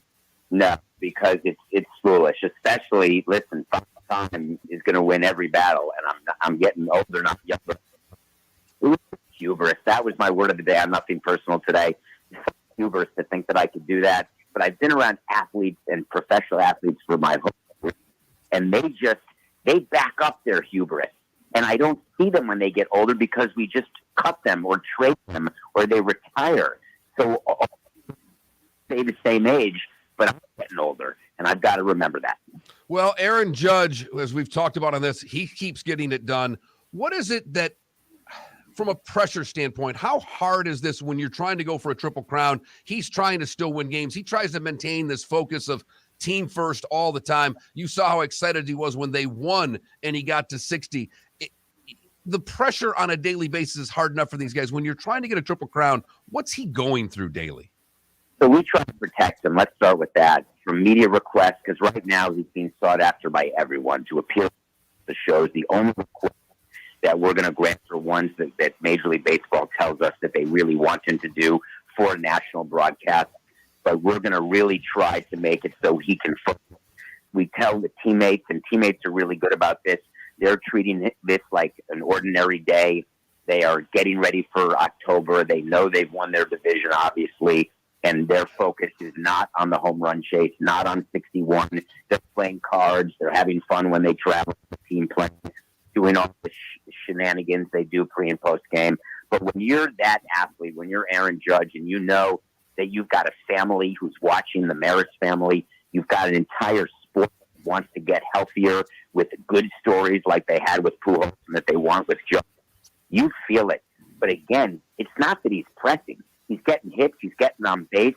Just because he hasn't hit a home run in 5 or 6 games doesn't mean that they should rest him or that he needs a mental health day or that it's all. But it is certainly in his head, but he can handle it. And he's done a remarkable job. When you are with all of these records, David, and obviously, because to me, the 61's impressive, but the Triple Crown is so hard. And as you mentioned, he's not taking days off. It's about the everyday part of this. How much is it would you even think of pulling him at a time like this, David? Would you even think of giving him a day off? Or because they've done that all year. I mean, they've protected him throughout the year and kept him healthy. Is it almost time to sit him? And could the fans handle that? 2012, Miguel Cabrera wins the Triple Crown. 2 years later. Do you remember whether he played the last game or did he not? As a Tiger fan, I thought he played the last game, but I thought he had one that he sat out in the last 10, and that's just going off of memory. So my question, he was one of my players and someone who I love. Crown. If you have a chance to win the Triple Crown, we did this with D. Gordon winning the batting title. Once we knew he had clinched it, we didn't let him hit again in the last game of the season. So if Aaron, I don't know, did I lose you? No, I'm right here. So if Aaron Judge can win the Triple Crown, that to me is more extraordinary than the Yankee home run record. You know, every team has a home run record holder. The record for Major League Baseball is 73, whether you like it or not, whether you think Bonds did steroids or not. He's not getting the record of 73. He's getting the Yankees record. The American League record, who cares? The Triple Crown, that is major. And if you took a poll of executives in baseball, none said that Aaron Judge was a candidate to be the next Triple Crown winner and the first since Miguel Cabrera. And he could do it. That, to me, is a way bigger story that no one's talking about. I'm with you. And just how difficult how do you think the other, like when he's getting pitched to right now, I thought he was going to see nothing but breaking balls. Now that they're not really after Toronto, will he see more pitches, do you think? Or how much do the other teams want to shut him down right now? One of the great conversations I ever had with Barry Bonds, not that he was able to be a good hitting coach, but lots of good conversations about baseball. He knew he was going to get one pitch per at-bat to hit. Many players only get one pitch, and he just recognized it and knew what to do with it. Aaron Judge is that kind of hitter right now. He's not going to get a lot of pitches to hit because if you're Toronto right now, you're fighting for a wild card. You want to get home field advantage in the first series, as you know, because they're fighting with the Rays. You think they want Aaron Judge to beat him? I'd be walking him every single time. He will not beat me. And that's where I've been, and I've been astounded that they've seen pitches. Pujols getting to 700, just your thoughts on that career and what an accomplishment that was. Listen, despite and how many players may or may not have been doing steroids, he never tested positive, did it all clean. We're never going to see it in our lifetime. I think we'll see another 70 home run season. I think we'll see more Triple Crowns. We'll see more people defend titles. We're never going to see another person hit 700 home runs or get to 300 victories as a pitcher, for that matter. So what we're seeing from Pujols, I hope people appreciate it. Probably the best right-handed hitter I've seen in my time. Looking at Vladimir and Manny Ramirez and other such players. But Alex was just unreal. What he's done the second half of this season, I would argue it's inexplicable. And it's one of the great things about baseball is sometimes things just happen. And the tail he's been on to get to 21 home runs this year, to get to 700, I hope everybody, whether a baseball fan or not, sort of sits back and says, well, this is a moment that my kids won't see, we will never see again. I got goosebumps listening to you talk there. And part of this that makes it so special to me, David, is that the Cardinals are having a great year, that he helped their second half win a division, and they have an opportunity to win a pennant. I mean, this to me is the remarkable part of this, is that it's not just 700, that he did it helping a team win a division. You know, people talk about the Dodgers only, the Mets, the Braves. The Cardinals are damn good. Their lineup top to bottom, their pitching staff as well. I wouldn't want to play them in a 7-game series. I cannot wait for October because there's so many teams who I don't want to play in a 7-game series, and someone's going to lose. So that's why October is going to be so interesting and exciting. But you're right. He's been a big part of their team, which shocks me. I had no inclination, especially after the first half that he had, no inclination that he'd be useful at all to the Cardinals. I didn't even think he'd be on the postseason roster. I thought it was like a curtain call goodbye for the career he had. Meanwhile, he's a productive everyday player. How dangerous, how scared should the Dodgers be? You know, you talk about these short series, all these teams that you don't want to play. As great as their regular season's been, no one will remember it if they don't win a World Series. How dangerous or how just scared should the Dodgers be heading into the postseason?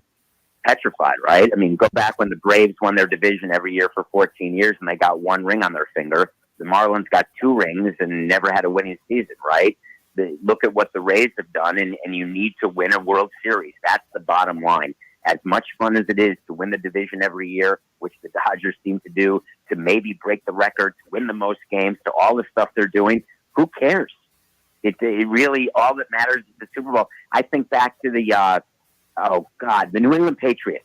They had a chance to go undefeated like the Dolphins, and they lost in the Super Bowl to the Giants, as I recall. That's a waste. They didn't finish it. The Dodgers have to finish it, so they are very scared, very tight, and there are no teams in the National League, Cardinals included. They're not scared of the Dodgers. In a 7-game series, when I look at the Dodgers rotation, I would take the Cardinals, the Braves, and the Mets rotation over the Dodgers rotation. He's David Samson, and we love having him on every week. David, thanks for getting through all our technical difficulties. We certainly appreciate it, and we'll do this again next week. Miller and Moulton, we thank you so much for listening. Pat Kirwan to talk the National Football League next, right here on the Florida Sports Network. David Moulton for Napa Auto Parts, and Napa Filters. Insist on Napa Filters for your vehicles, or if you're a do-it-yourselfer, only buy Napa Filters. Napa has a filter for almost anything on earth that moves, whether it's motorcycles, foreign and domestic cars, vans, SUVs, earth-moving equipment. You get the idea. Napa Auto Parts, Napa Filters. Insist on them for your vehicles, or if you're a do-it-yourselfer, only buy Napa Filters. Don't miss the Miami Dolphins watch party every Sunday at the Seaside Bar and Grill in Bonita Springs. Presented by Clutch Vodka. The Seaside will be serving Clutch Vodka drinks, including the awesome Bloody Mary bar at the Seaside. If you can't be at Hard Rock Stadium, come have fun at the best place in town to watch the Dolphins and enjoy the best, clean, crisp, smoothest vodka. That's Clutch with a K. Miami Dolphins parties every week at the Seaside Bar and Grill on Old 41 in Bonita Springs. Powered by Clutch Vodka. Miller and Moulton here for the Clutch Vodka Play of the Day. Mark, remember Nick Charles, Fred Hickman, the CNN Play of the Day? Yeah, CNN did a nightly sports show. That was a while ago. Yes, it was. Just work with me. Everyone liked the pod, the Play of the Day. So how about we have the Clutch Vodka Play of the Day? Sounds good. Fun. Smooth. Like Clutch Vodka. Listen weekday mornings for the Clutch Vodka Play of the Day. That's Clutch with a K. Mark Miller for SWFL Golf Carts, or online, flgolfcarts.com. If you're looking for a golf cart, an e-bike, or an e-motorcycle, go visit Alex and the gang at SWFL Golf Carts, flgolfcarts.com online. Check out their whole inventory. If you're looking for a custom cart, they can take care of you. 2-seater, 4-seater, 6-seater, they've got you covered. E-bikes, Nobody better for value and service. E-motorcycles. Check them out. Again, flgolfcarts.com. flgolfcarts.com. Golfers, are you bored of the same old driving range warm-up routine that's not getting you the results that you want on the course? Power up your golf swing by adding resistance bands to your range sessions with the Orange Whip Golf's Power Strap Kit. Featuring band attachments to your feet and hips, Power Strap resistance training will boost club head speed, increase power, improve flexibility, all with just a few swings. Buy a Power Strap Kit today. Go to orangewhipgolf.com and use code Miller10 to receive an additional 10% off the already great price of $119. Bring your big mouth to John Smith Subs and indulge in their overstuffed subs with the freshest quality ingredients. Enjoy our famous steak bomb with perfectly grilled marinated sirloin steak topped with provolone cheese, grilled onions, peppers, mushrooms, crispy bacon, juicy tomatoes, and creamy mayo. Boom! Made-to-order crispy fries can be paired with the Gator, the Cuban, the chicken bomb, or the Italian. Love local. Eat delicious with John Smith Subs. Find a John Smith Subs location near you today. You are listening to Miller and Moulton on the Florida Sports Network.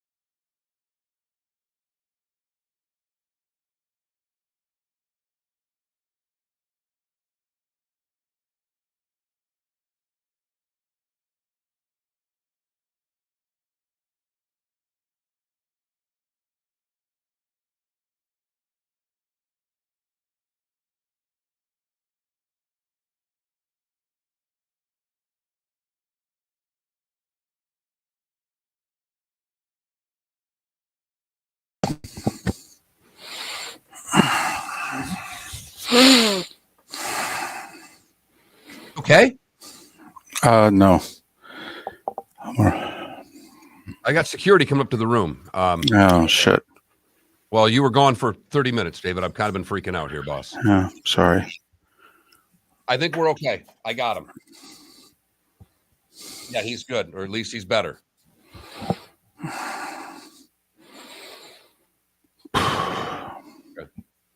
How was David? David, I don't even remember the interview, if you want to know the truth. I'm kind of losing my mind here. I've been on the phone with security at the hotel. I've had to call your wife. I've kind of lost my mind here in the last 40 minutes. I'm sorry. Okay, my man? Yeah, I'm all right. Want to go back to bed? No. Are you sure? Yeah. The last thing, just...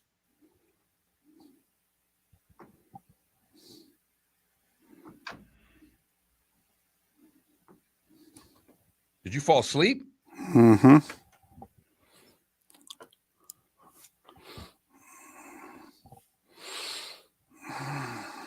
Why don't you go back to bed and I'll finish the show? No, it's all right.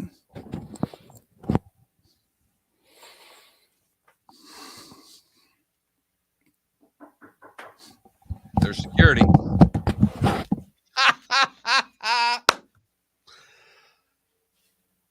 And then the phone stopped working. Like,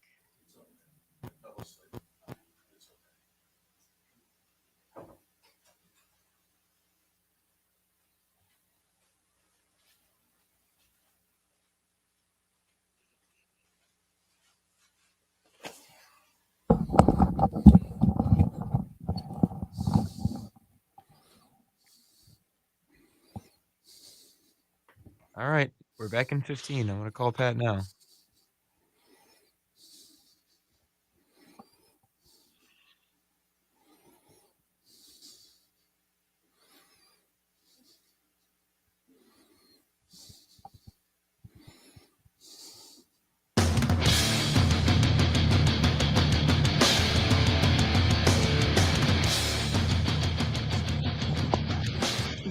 listening to Miller and Moulton, exclusively on the Florida Sports Network. And now, here's Mark Miller and David Moulton. Third and final hour of Miller and Moulton on this Tuesday for those in Lake City and surrounding areas, Tampa, St. Pete, and Port Charlotte and Venice. We are halfway home for those in the 239, Miller and Moulton, the Florida Sports Network, floridasportsnetwork.com. Poll question. Is it up? It's up, David. It's Dolphins. Up. Are we believing? Okay, should we put Journey's theme song under it? Don't Stop Believing. All right. Underneath the Dolphins poll question there. How much you believing in the Dolphins? All right. Are you all in? Are you, you know what? I think they're going to make the playoffs. And are you, nah, come on. They're the Dolphins. They'll come back down to earth. That's our poll question. That Mark Miller, the David Moulton, floridasportsnetwork.com. Pat Kirwan, kind enough to join us once again. He from NFL Radio's Moving the Chains and from CBS's NFL Today show. And he joins us courtesy of Pinchers from Tampa to Key West and many points in between. Pinchers, because you can't fake fresh. How are you? I'm doing fine. How are you doing? I'm okay. All right. Well, life is good, and the unpredictable NFL is in full stage right now. It's just incredible. You know, I got an interesting phone conversation yesterday who said, let's just admit this. It's still preseason. And it was a coach. He goes, I can just tell you from our situation, we're just still trying to figure out what we can do, who can do it. What do we do if the backup has to play? And really, I think it surfaces, fellas, mostly in like situational play. You really stop and start looking at it. Like, do they take enough reps at coming out offense? How does Shanahan run a 7-step half, we call chili rolls? You can't do that in the end zone. So he took a little blame for it. But situational play / special teams, a lot of it's pretty damn sloppy. Pat, the Dolphins get it done again. 90 plays for the Bills, and somehow Miami manages to get the victory. Just your thoughts on what Miami pulled off on Sunday. Well, first off, congratulations. That's a tough out, the Buffalo Bills. I don't know. You guys have been around. David's our historian. 90 plays, less than 20 points, and a loss. I can't recall that combination before, and I've been doing this for a long time. So hard to imagine it did happen that way. And guys, like Jimmy and I got into a good argument yesterday. Oh, it's the heat down there. I said, Jim, I was in the AFC East. We played the Dolphins every year. You can use it as an excuse, but you ran 90 plays, which means the Miami defense played 90 plays. And I don't care where they live down there. We all know what it's like, but so what? 90 plays on defense, you're running a lot more than the offense is running. So at the end of the day, I prefer not to blame the weather conditions. I think that Miami, it leads me to a statement I asked Jim. I'll ask you guys the same one. If you had to pick your coach of the year right now, which of course we don't, but if you had to, would it be Mike McDaniel, Nick Sirianni, Doug Peterson, one of those three guys? Which one would you pick? Probably Doug Peterson. To be brutally honest, because he inherited an absolute grease fire from an organization standpoint. I mean, he had to make them professional again, and now he's getting them to win. And I know that Trevor Lawrence played last year, but last year was a virtual waste of his time. So he's not a rookie, but I also don't look at him as a second-year quarterback either, if you know what I mean. And so for what he is having to do, to me, it was the biggest cleanup job in the league. Yeah, and I thought it was, and it might still be a 3-year project, but But if you had to look at the top three coaches, and the best part of that is if I asked myself or you guys the same question in August, we wouldn't have any of those three names on the list. And so maybe that's what the league's all about right now. Jim preferred to take Sirianni, and I got a lot of people, and maybe Mark's one of them, that thinks what McDaniel's doing in Miami is worthy of making him the guy. So I just bring it up because it's an interesting group of names, and we probably would never have said anything about them on Labor Day, like, oh, yeah, that's a coach of the year type of guy. So Peterson, to me, it's amazing how lucky they are that they found Doug Peterson, quarterback guy, NFL, real professional football coach, Super Bowl guy, the whole shooting match, and to overhaul this thing this quickly. It was fun to watch them play, too. They got a lot of ingredients that make them dangerous. Well, Pat, I mean, we kind of questioned Kirk when they signed him because he hadn't proven a whole lot. I think he's had a touchdown in every game. Robinson comes back a little earlier from injury. That wasn't expected. They've got a two-headed monster at running back. Their offensive line play's been pretty decent, and they beat up the LA Chargers, didn't they? Oh, yeah. The ambulance was working overtime, and it was really, they fell apart pretty quickly. And then I'm sure deep down in on Sunday, an early afternoon, I was communicating with someone who was extremely close to Justin Herbert, and he said he was still torn about taking the block and playing. And it wasn't like he knew all week he was going to play. He said he was going back and forth on it. And in retrospect, maybe he shouldn't have played. He certainly, and this is probably you guys feel this way, he shouldn't have been in the game at the end. Well, the game was mathematically over. What is he doing out there still playing? I would have got him out of there. At any rate, it's the Chargers, who have a really nice-looking team, except they're all beat up now. I don't know where they're going to head. Injuries will affect a lot of teams, and they look to me like they're going to get affected right now. To go back to the Chargers for a second, and I'm not picking on somebody when they're down, but you know that your quarterback is far less than 100%. Far less than 100%. And for 2.5 to 3 quarters, it's a close game. Why are you having him throw the ball 45 times and run the ball 17? I mean, come on now. He's hurt. No, he's hurt. I mean, this is where, I mean, I'm sorry. This is incompetence. God, seriously. I mean, if what the hell do I know about football? But I feel as if I could walk into Staley's office after the game and go, where was your head today? What are you doing? That's our franchise quarterback. I'll be Staley. Ask me that question one more time. Where's your head? Just ask me. I'll answer it. Where was your head? Down looking at a play card sheet, because the thing on the paper is dictating what he's doing. Look up sometimes. See what's in front of you.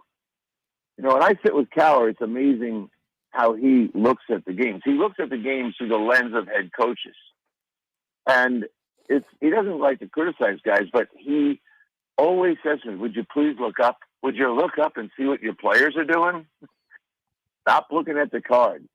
Don't you like it when you see a guy on the sideline with a little piece of paper? Don't you feel like that guy's watching the game?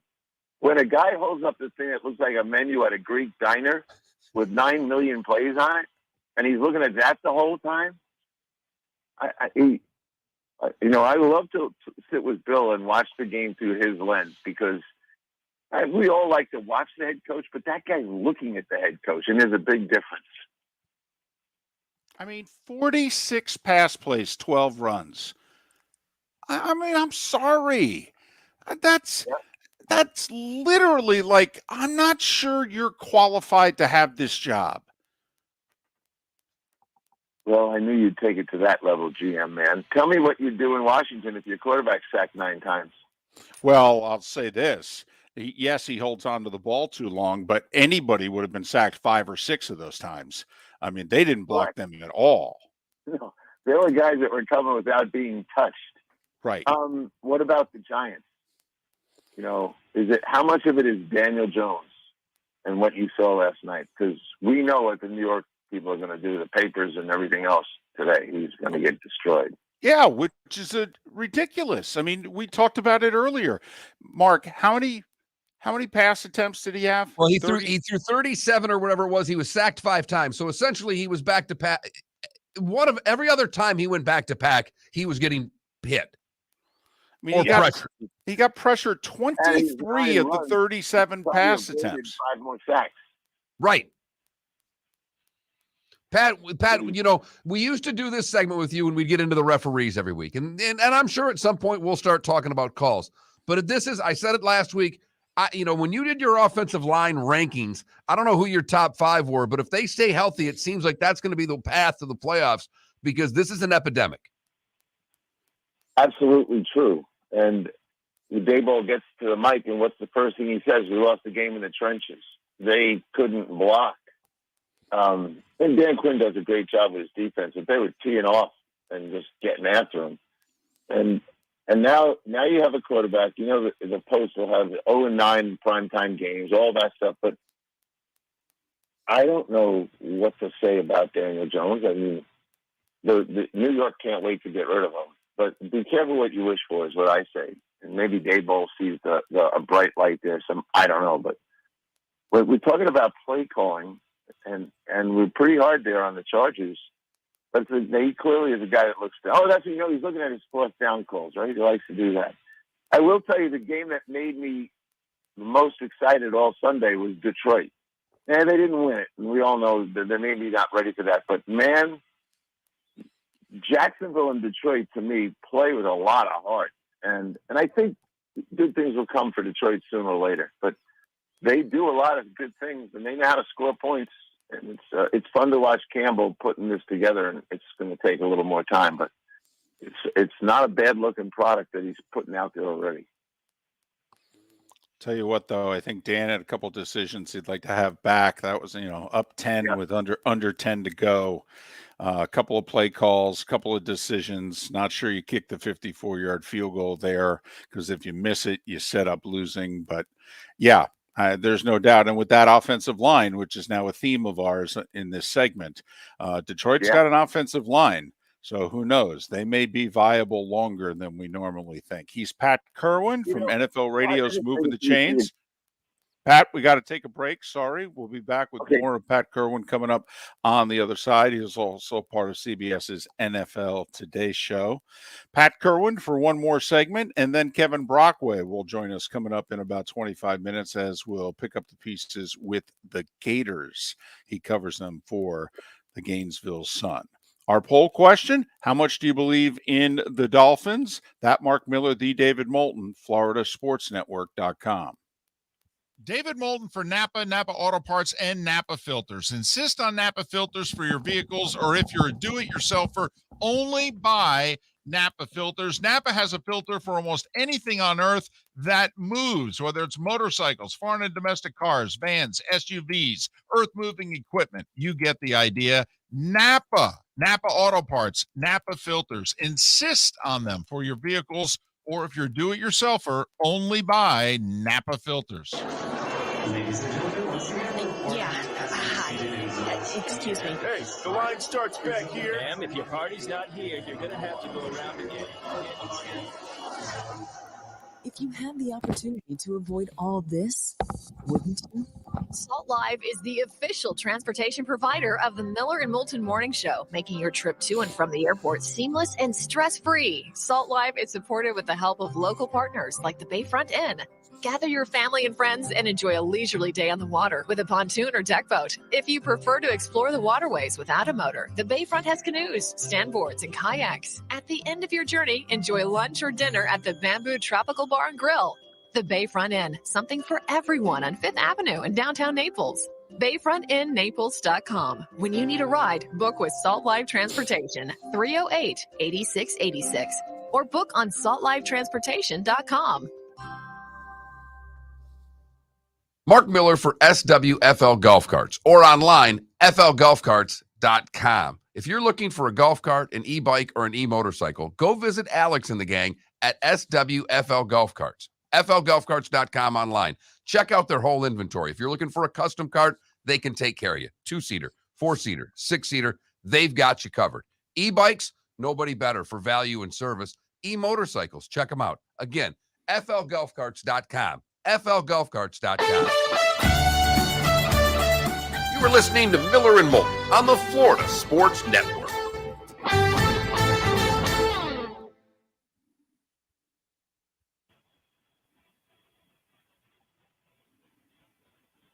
What's up, Pat? Yep. How you doing, Pat? I'm doing great. Are you in Dallas? I know you were at the Giants. You were at your mom's house. Yeah, I'm in a Hoboken hotel with a beautiful view of the skyline, but I'll be at my mom's house in about 3 hours. There you I'm go. staying here. My flights got canceled to get back home. So we were thinking about me staying in Jersey all week, and now I basically have no choice. Yeah. Well, maybe we could hook up this week if you're going to be around your house always. I am up at the lake house, but I'm going back down to Jersey Friday morning, I think. Just tell me how your week's going. We'll talk about it, but I would love to get together and have dinner or something. Okay. Talk about some football, something new, something different. Something Right. different. Oh, Lord. Here's one for you three. You two guys, I use the number 3 because that's where I'm heading. Do you ever remember all 3 Florida teams being in first place while you were doing a show? Never. I thought so. I said, they'll know for sure if it ever happened, but I'm looking right at it. The Florida teams are 7-2. I mean, it's a fine moment. Like last week, CBS, of course, it was funny at the meeting. Hey, we have to go with New York is all excited about football because it may not be like this again. And of course, it's not. They were on the street interviewing people. Everybody's thinking football. But down there in Florida, all 3. I wonder, is that Tampa Bay game possibly going to have to be moved? Not from the storm will be gone, but what about destruction? Well, we don't know. I mean, there's a good chance. I mean, I could see it being, what do? They play it in Miami, maybe?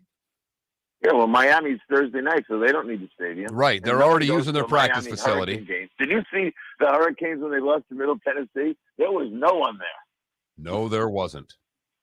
That was grounds to drop football. That was embarrassing. It was terrible. No one there, and they lose to Middle Tennessee. Our producer was there for it. Our producer's a big Miami guy. He was there to watch it. Which section did he have all to himself? That school should hire Deion Sanders. He'll get all those guys to go back there. No, they got the right coach. The coach can recruit. I don't know. It's inexplainable how that happened. It really is. Quarterback throws 2 picks in the first 2 passes, spots them 10, and they still should have been able to come back and win. Yeah. I'm telling you, if I was the head coach of those schools, I know they need the payday, but I wouldn't be playing these big schools because they're going to go take your top 2 players in the portal as soon as the season's over.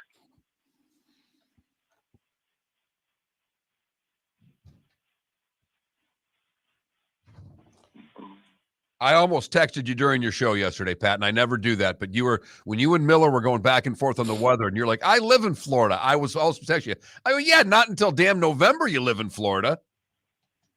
Hey, I'm down there, and it's hot as hell. I go back down. I was there in June for hockey. I was there in July to fish. Tell me about fishing offshore in July. How's that heat? Better than being onshore where there's no breeze. Oh, really? Hey, I'll go anytime you want to take me in July. I'll go fishing with you. I love fishing in the summer down here. I do too. I don't think anything twice about getting and down redfish. You can keep them again. They opened up redfish in September, Pat. First time they've done that, I think, a year. Well, September's a month I don't like to be in Florida. I don't blame you. They have these hurricanes. Yeah, this one looks like it's a bad one too.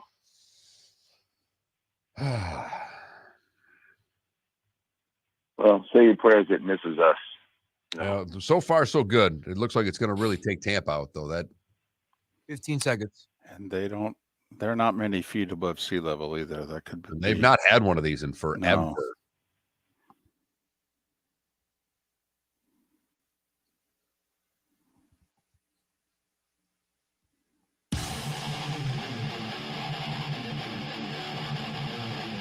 You're listening to Miller and Moulton, exclusively on the Florida Sports Network.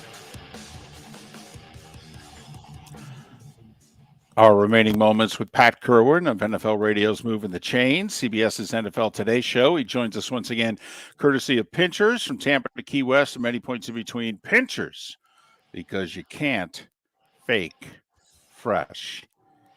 Pat, what the heck's going on with the Raiders? I mean, for goodness sakes, it's a decent looking roster there, and they won 10 games a year ago, and quite frankly, it looks like they upgraded their roster from last year's roster. What's going on? Okay, well, sometimes it's the luck of your draw on your schedule. I'm not going to use that excuse, but they did pay a lot of money to get bookend pass rushers. Crosby was theirs, and they go out and get Chandler. Have you seen Chandler yet? There's, all points bulletin for him on the football field. I mean, seriously. And, I knew last year, I really shouldn't say how I knew, but there was an attempt to stay in Arizona, and the Arizona Cardinals didn't want him. They weren't even interested in really negotiating. And along with what someone told me, I ran into his agent in Indianapolis, and I said, "Are you negotiating?" He goes, "Yeah, but they don't want to negotiate with us. We got to go." So, maybe they just felt the age was catching up to him. It doesn't look like he's on fire like they, in theory, thought he would be. That's part of it. Can they pull themselves out of it? They're the only team that's 0-3. I would hope they get going here, but it does make me want to think back to when the special teams coach took over and got him to play hard and win. I mean, they didn't think he was good enough for the job. And I like Josh McDaniels, but Josh's numbers in Denver, now he's linked back to that. All that time in New England, they stopped talking about Denver, but now they're talking about Denver again. I hope he gets out of it. The Renfro fumbles the week before are ridiculous. Absolutely ridiculous. Who are you most impressed with 3 games into it, Pat? Well, Philadelphia, and we talked about them in the summertime. I thought their GM did a nice job of fortifying the roster. Hurts to me, this is probably controversial in a sense, but I think we talked about him. He's a heck of a runner, and he's strong in the weight room. The guy can break a tackle, and the Senior Bowl wanted him to play running back, all that stuff. But now, especially this past week, you're starting to see his passing skills in a different light. At least I am. And now I'm not looking at him as a one-dimensional player, which he was winning anyway, a lot of games as a one-dimensional. But I think if we press the question, is this guy capable of winning a Super Bowl, we probably all would have backed down. But on the short term so far, you're starting to see there's another dimension to this guy. Besides, he's a great leader and all the running stuff that he does. But I don't know, that team right there jumps out at me. Miami, of course, but Philadelphia right now has done a nice job of putting themselves in this position to be 3-0 and probably going to do pretty well this year. Pat, Jalen Hurts, I believe, is the rare example. We know guys can improve and get better, but he is so much better throwing the ball than he was midway through his college career. I mean, his coaches at Alabama would not let him throw the ball over the middle of the field. They didn't trust him. Right. All right. And he had to go to Oklahoma to play in more of a passing offense, which I'm sure benefited him. But even just last year, Pat, the Eagles took half the playbook and threw it away and said, we're a power running team, including our quarterback. That's how we're going to win games. They won 7 of the last 10. They snuck into the playoffs. And then they went and found the part of the playbook they threw out, and they said, okay, now we're going to add this again. Now, it helps when you go get an A.J. Brown. But, I mean, Pat, it's remarkable the career he has had from 5 years ago to now. It really is. I agree with you. And when Mark asked me who impressed me, the first person that came in my mind was Hurts. And then, of course, the Eagles are part of that. But you're right about most guys aren't going to change. They're just going to be what they are. Now, some guys, and maybe this is true of a few others. So he was labeled immediately as journeyman. And the only reason he got on the field in the minds of the Eagle fans was that they couldn't stand Wentz anymore, and they wanted to get him out of there. So they had to put someone out there. But if you looked at those games he played, he was out there because they didn't want Wentz. But if he had to stand on the merits of what he was doing, it wasn't a lot. It wasn't enough to say. And then they had the courage really to stick with him and hand the keys to the car to him and say, "Here, it's your team. Let's see what you can do with it." So I credit the front office as much as anything else. And Nick, that's why Nick was on my list of 3 coaches. But you're right. I think what you see is what you get now. So it leads to guys like Cooper Rush. Who is Cooper Rush? Is he a guy that we just put a tag on backup, and the second we can put him in that role again, he'll go to the backup? Or is he a guy that might be an untapped source of talent that's better than the perception of him? I don't know that yet, but you put a few more games under his belt, you're going to start to have to think of him differently. You saw the game up close and personal. What do you think of that guy? He's very competent. He's very competent. All right. He knows where he's going with the ball. He makes good decisions. I don't think he's got the strongest arm in the world, but he knows how to play the position. Clearly, he's had 3 starts over 2 years. He's 3-0, and he's made virtually no mistakes in all 3 starts. I don't know what more, Mark, you can ask. And Pat, the question that I ask you is, with the Cooper Rush, with Hurts that we've now seen, there's no real time. We don't develop anybody, and we've lacked the necessary, not just time, but the structure to try to develop a quarterback. So, Pat, how do you even get that done? If you think a Cooper Rush has something, it's really going to be someone else taking a chance on him when his contract's up, right? Yeah, that's what's going to happen, because there'll be teams, if this has to continue, it can't be just this little flash of 3 games, but if he starts to over and over again play as David described him, as dependable, reliable, etc., there'll be more than one team out there that's going to say he's better than what we have, and we don't have to take the chance of drafting one. Like, that's the other part of this. To your point, Mark, if you don't have time to develop him, and there's a guy in Dallas who's going to be free soon, and we know they can't afford to keep him, and you don't have to worry about a 22-year-old that's going to take a couple of years of mistakes, and then if you take him in the first round, you might lose your job over that. You take a guy like this, you might be getting a better idea of how to fix your football team. So it's people are looking more and more for guys like Cooper Rush because the draft is so risky. Pat, we only have about a minute left, but we've talked about this before, is that in an ideal world, wouldn't this be what we'd use the spring leagues for?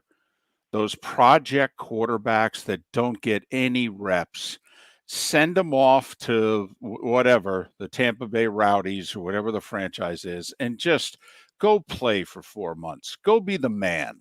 Okay. And then when you show back up at our camp, won't you, in all likelihood, be a very different quarterback? Well, there's history to prove that's true. In USFL and NFL Europe, or Europa, as they tried to remarket it the last time, go look at all the guys that went through there that came back to the NFL and had decent careers to successful careers. Yeah. So you have to play the position to get better at it. And there's plenty of guys that went out there into those leagues. And I used to love them because the line was terrible. And so the guy had to be athletic, creative.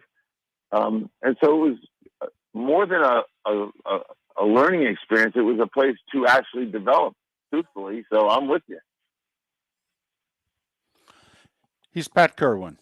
NFL Radio's moving the chains. CBS's NFL Today show, our resident NFL guy. And he's kind enough to join us once again, courtesy of Pinchers, from Tampa to Key West and many points in between. Pinchers, because you can't fake fresh. Pat, as always, thanks. All the best. We'll talk Friday. Be safe down there, fellas. I'll see you in November, but this is going to be a pretty dangerous week coming up here. Everyone, be safe. No doubt. He's Pat Kirwan. We're Miller and Moulton. Kevin Brockway next on the Florida Sports Network. Napa filters. Insist on Napa filters for your vehicles, or if you're a do-it-yourselfer, only buy Napa filters. Napa has a filter for almost anything on earth that moves, whether it's motorcycles, foreign and domestic cars, vans, SUVs, earth-moving equipment. You get the idea. Napa Auto Parts, Napa filters. Insist on them for your vehicles, or if you're a do-it-yourselfer, only buy Napa filters. Mark Miller for SWFL Golf Carts, or online, flgolfcarts.com. If you're looking for a golf cart, an e-bike, or an e-motorcycle, go visit Alex and the gang at SWFL Golf Carts. flgolfcarts.com online. Check out their whole inventory. If you're looking for a custom cart, they can take care of you. 2-seater, 4-seater, 6-seater, they've got you covered. E-bikes, nobody better for value and service. E-motorcycles, check them out. Again, flgolfcarts.com. flgolfcarts.com. Ladies and gentlemen, once again. Yeah. Hi. Excuse me. Hey, the line starts back here. Ma'am, if your party's not here, you're going to have to go around and get it. If you had the opportunity to avoid all this, wouldn't you? Salt Live is the official transportation provider of the Miller and Moulton Morning Show, making your trip to and from the airport seamless and stress-free. Salt Live is supported with the help of local partners like the Bayfront Inn. Gather your family and friends and enjoy a leisurely day on the water with a pontoon or deck boat. If you prefer to explore the waterways without a motor, the Bayfront has canoes, standboards, and kayaks. At the end of your journey, enjoy lunch or dinner at the Bamboo Tropical Bar and Grill. The Bayfront Inn, something for everyone on 5th Avenue in downtown Naples. BayfrontInNaples.com. When you need a ride, book with Salt Live Transportation, 308-8686, or book on saltlivetransportation.com.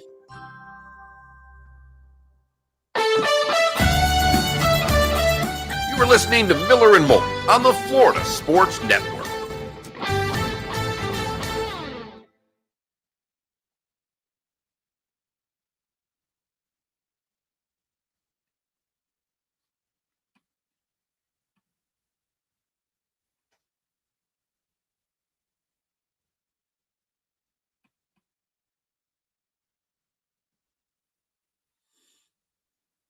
Grant Hill was good. Then he got injured. Sad. Adam, you just have to hold for about an hour to get on. That's the only problem there. Oh, thanks, MFH. I know, but I've laughed. I got number 1.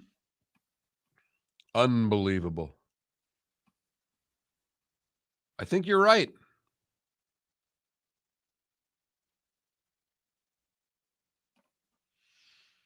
I just saw a tweet, and I can't say it on the air because I can't make jokes, but it said if you're looking to evacuate, Murfreesboro is a pretty good place. Seems that they handle hurricanes really well.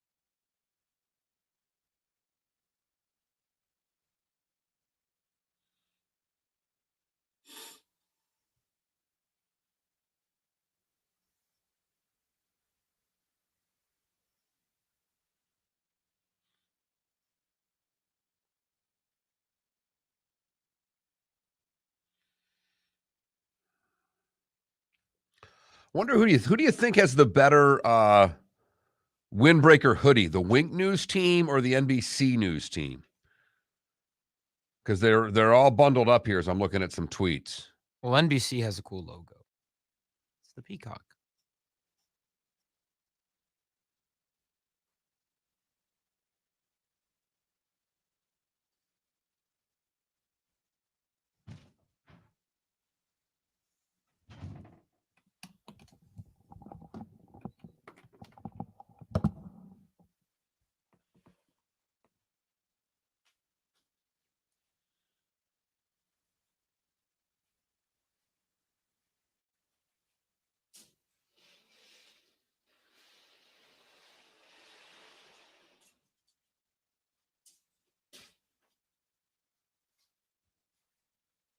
Oh, sorry, Logic Man.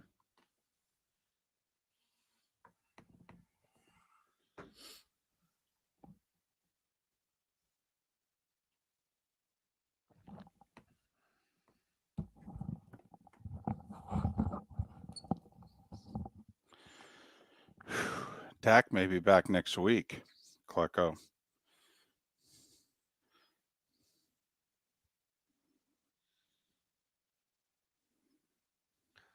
Got to tell you, Adam, your boy Dunning this morning, I thought was outworked by his female co-weather person. I thought she was a lot sharper this morning. It might have been early for him because they bring everybody in early. But he was calling for he was calling for evacuations too. I thought that was a bold. I mean, that's like going on the limb and saying the Dolphins are going to beat the Bills. Calling for evacuations before they happen.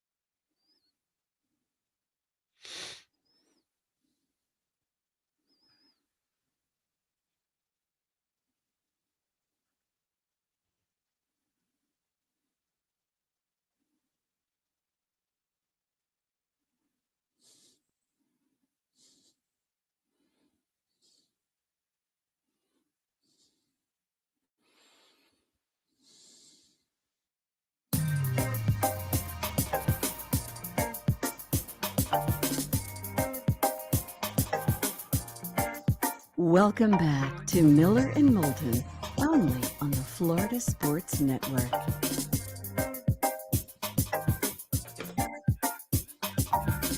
$22 before the hour. Miller and Moulton, the Florida Sports Network, floridasportsnetwork.com. Kevin Brockway covers the Gators for the Gainesville Sun, and his work is seen courtesy of Gannett all throughout Florida. You can follow Kevin on Twitter, Kevin Brockway G1.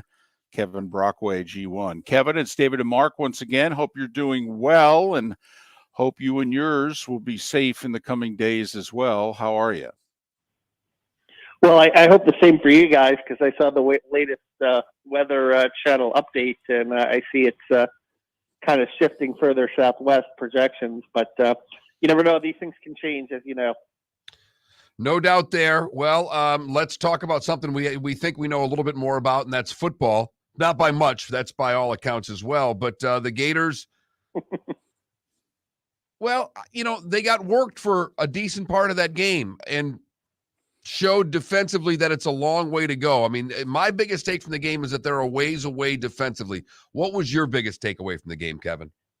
Yeah, I totally agree. 52% on third down, they're giving up. So this isn't just a Tennessee problem, and Tennessee does have a high-powered offense. But, talking to Billy Napier yesterday, there's still a lot of miscommunication. It's still a case of a team learning a new system and not fully grasping it yet. And, you don't know at this point, do you simplify it or do you let the players grow into it?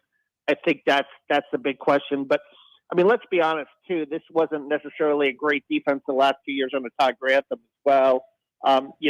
You could say there's a talent issue, also an evaluation issue in terms of, these guys are maybe not SEC caliber at some positions defensively as well. So I think it's a combination of scheme, it's a combination of talent.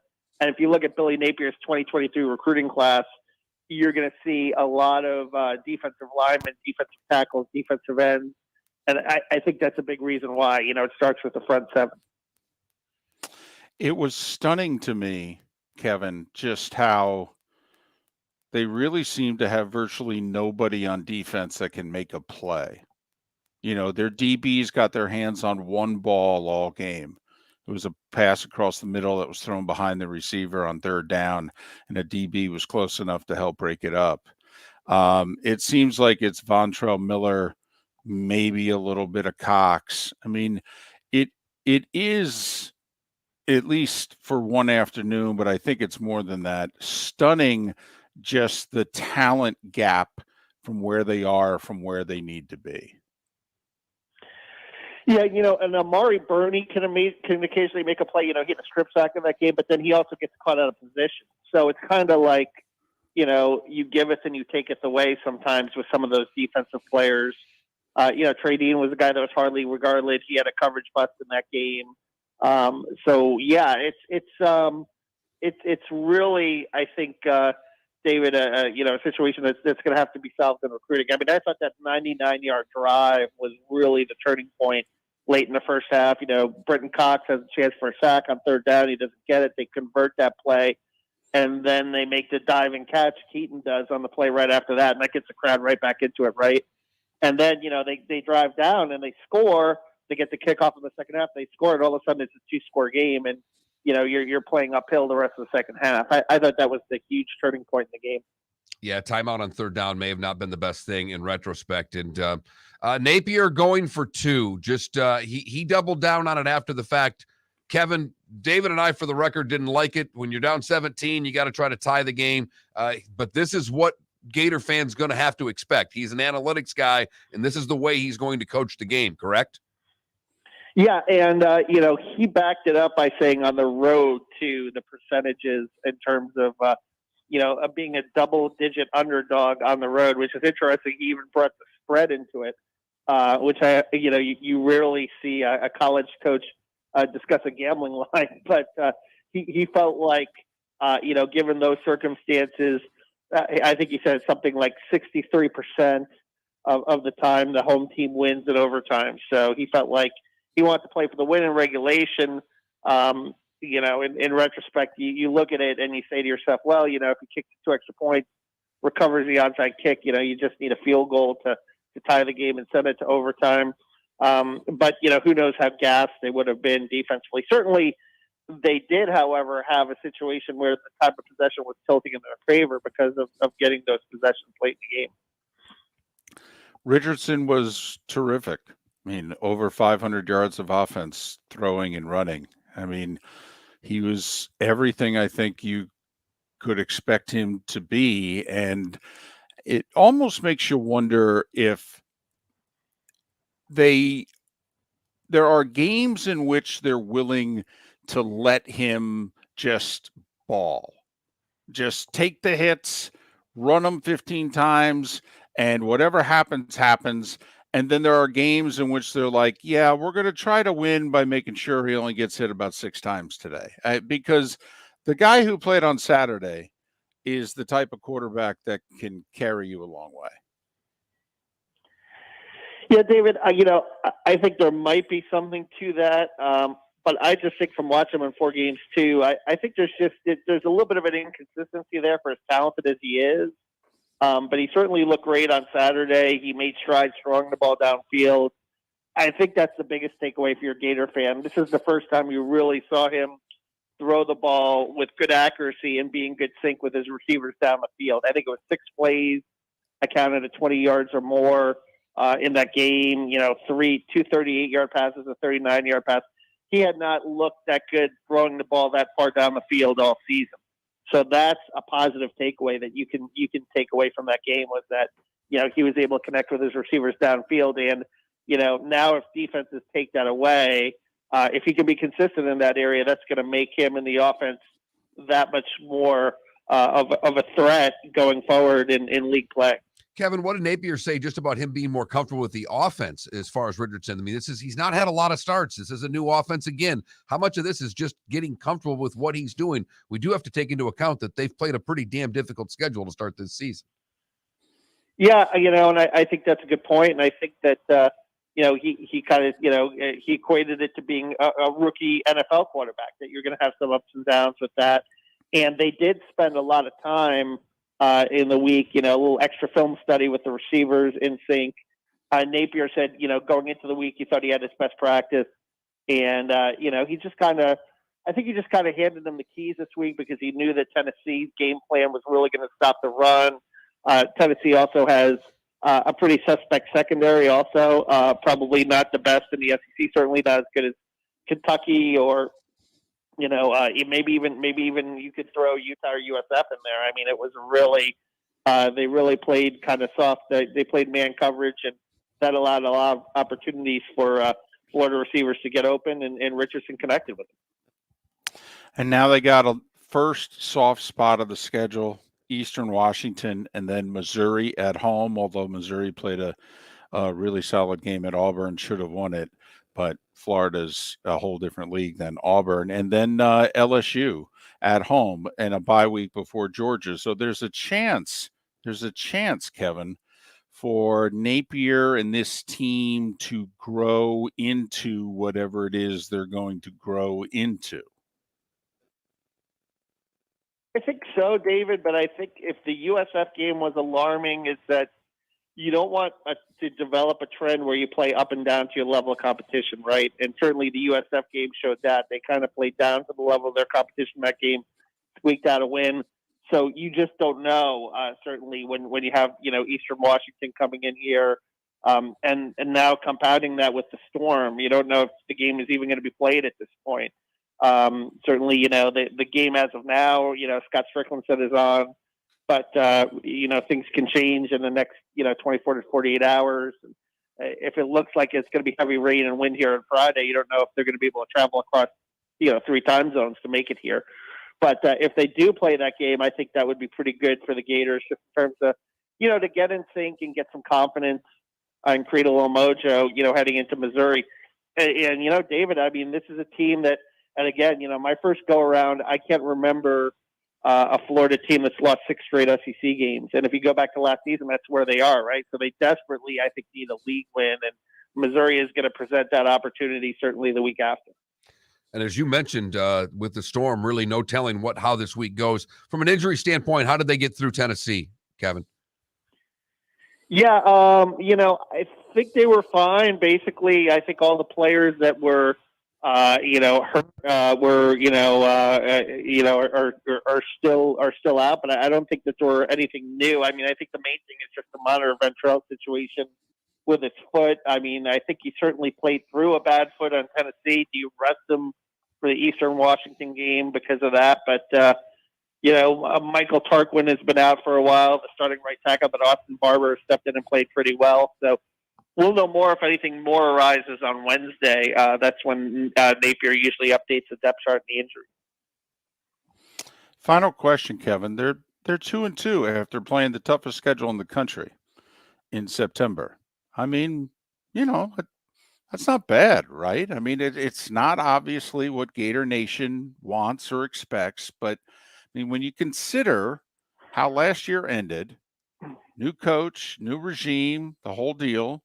They played 3 top 20 teams in their first 4 games. I mean, this isn't awful, is it? No, and I think there's a realization that it's a first-year coach. It's a new system. He wasn't necessarily left with the greatest talent. I think, was certainly and Dan Mullen's recruiting was called into, question during his tenure, and I think it's bearing fruit now. It probably has over the last 2 years. In terms of just the level of talent on the field. I think if you're a Gator fan, you would like to have seen him pull out one SEC win if you were going to be 2-2, right? Because I think the league, matters to a lot of fans. But I think realistically, they probably thought they weren't going to win the East anyway. I mean, Georgia is still Georgia. But going forward, if you can, finish the year on a positive note and build up some wins and become bowl eligible. I think that becomes the goal, at the end of year 1, and you hope to carry that momentum and the recruiting into year 2. He's Kevin Brockway. He covers the Gators for the Gainesville Sun, and you can follow Kevin on Twitter at Kevin Brockway G1. Kevin Brockway G1. Kevin, you stay safe. All right. The good news. Well, thanks a lot. The good news is welcome back home. Okay. The bad news is it's hurricane season. So, stay safe. There's a lot of them. I was a freshman at the University of Miami during, senior at the University of Miami during Andrews. So, like I said, it's kind of crazy when you think about it. That was 30 years ago. So I've seen my share. Be safe, Kevin. Thanks. Yeah. Thank you, Kevin. Thank you. Bye-bye. Kevin Brockway, the Gainesville Sun. I mean, that is something I do think that we all have to keep in consideration. It's just that, let's face it, if you're a Florida fan, you don't look at Kentucky and Tennessee and think of them as better than us and top 20 teams. And now, heading into October, they're top 10 teams. And the excitement, David, after the way they beat Utah. And Utah's still a nice football team. That was a good win.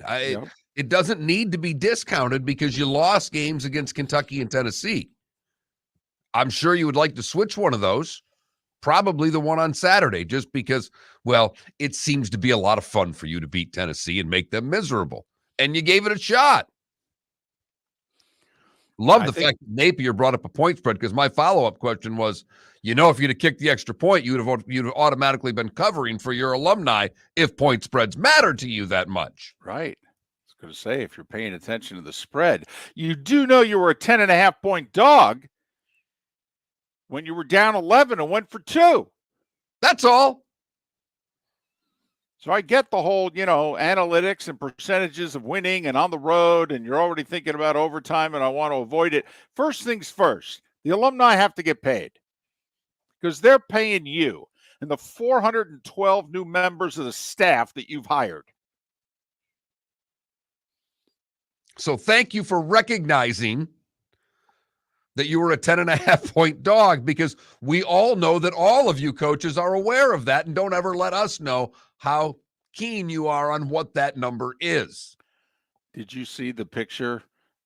We put the 2022 Florida football team picture with all their staff and the 1970 Purdue football team picture up. 4 guys. Okay, the staff constituted 4. And Gary said, yep, big staff.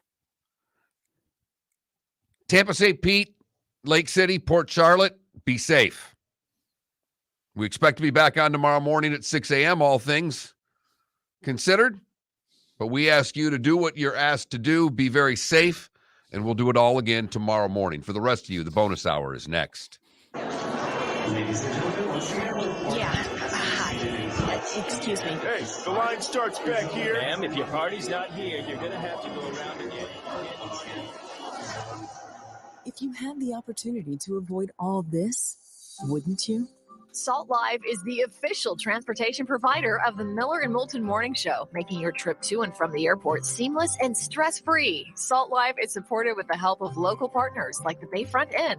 Gather your family and friends and enjoy a leisurely day on the water with a pontoon or deck boat. If you prefer to explore the waterways without a motor, the Bayfront has canoes, standboards, and kayaks. At the end of your journey, enjoy lunch or dinner at the Bamboo Tropical Bar and Grill. The Bayfront Inn, something for everyone on 5th Avenue in downtown Naples. BayfrontInNaples.com. When you need a ride, book with Salt Live Transportation, 308-8686, or book on saltlivetransportation.com. Don't miss the Miami Dolphins watch party every Sunday at the Seaside Bar and Grill in Bonita Springs. Presented by Clutch Vodka. The Seaside will be serving Clutch Vodka drinks, including the awesome Bloody Mary bar at the Seaside. If you can't be at Hard Rock Stadium, come have fun at the best place in town to watch the Dolphins and enjoy the best, clean, crisp, smoothest vodka. That's Clutch with a K. Miami Dolphins parties every week at the Seaside Bar and Grill on Old 41 in Bonita Springs. Powered by Clutch Vodka. Miller and Moulton here for the Clutch Vodka Play of the Day. Mark, remember Nick Charles, Fred Hickman, the CNN Play of the Day? Yeah, CNN did a nightly sports show. That was a while ago. Yes, it was. Just work with me. Everyone liked the pod, the Play of the Day. So how about we have the Clutch Vodka Play of the Day? Sounds good. Fun. Smooth. Like Clutch Vodka. Listen weekday mornings for the Clutch Vodka Play of the Day. That's Clutch with a K. Mark Miller for SWFL Golf Carts, or online, flgolfcarts.com. If you're looking for a golf cart, an e-bike, or an e-motorcycle, go visit Alex and the gang at SWFL Golf Carts, flgolfcarts.com online. Check out their whole inventory. If you're looking for a custom cart, they can take care of you. 2-seater, 4-seater, 6-seater, they've got you covered. E-bikes, Nobody better for value and service. E-motorcycles. Check them out. Again, flgolfcarts.com. flgolfcarts.com. David Moulton for Napa Auto Parts, and Napa Filters. Insist on Napa filters for your vehicles, or if you're a do-it-yourselfer, only buy Napa filters. Napa has a filter for almost anything on earth that moves, whether it's motorcycles, foreign and domestic cars, vans, SUVs, earth-moving equipment. You get the idea. Napa Auto Parts, Napa filters. Insist on them for your vehicles, or if you're do-it-yourselfer, only buy Napa filters. You are listening to Miller and Moulton on the Florida Sports Network.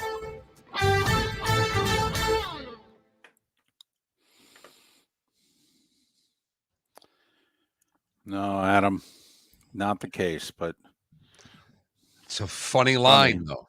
It is. It's very good.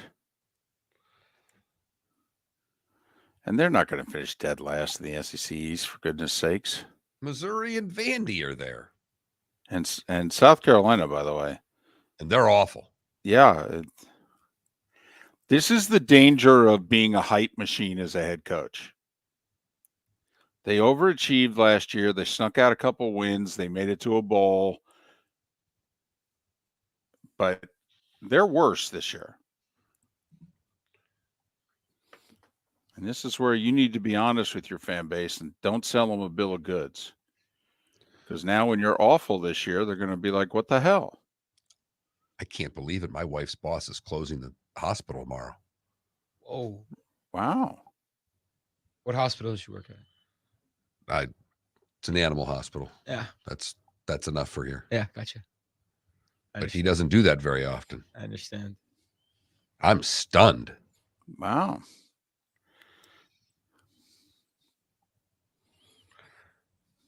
You know what I forget about the famous Tua game winner in the national championship game? They're 1st and 10, and then he gets sacked for a loss of 16 yards. And on 2nd and 26, they go deep to Devontae. Yep. It's crazy. That was such a crazy game. I was so mad that they won. That Georgia team should have won that year.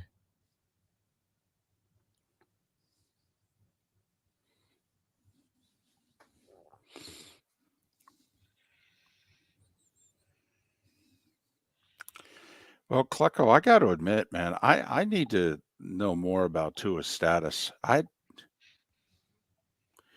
not sure he's playing. Oh, that's right. Be right back.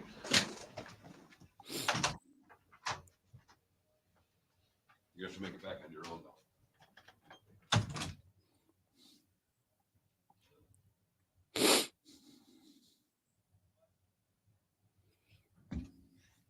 David, did you see the tweet that I sent out last night? Yes, about me and Kimmel. Yeah. There are two people that I've been compared to. When about 10 or so years ago, I was compared to Kimmel because he was chunkier. It was before he lost the weight. And it was before I had gone largely gray. So we did look a little alike. But the other guy that I've been compared to now is Bob Huggins. I don't know who that is.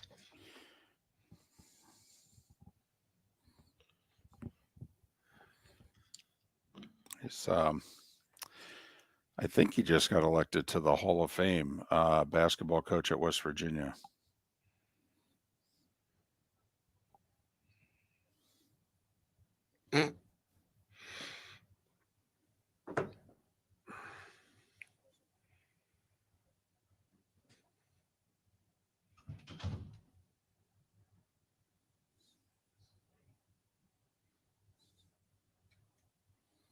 We're coming back now, so.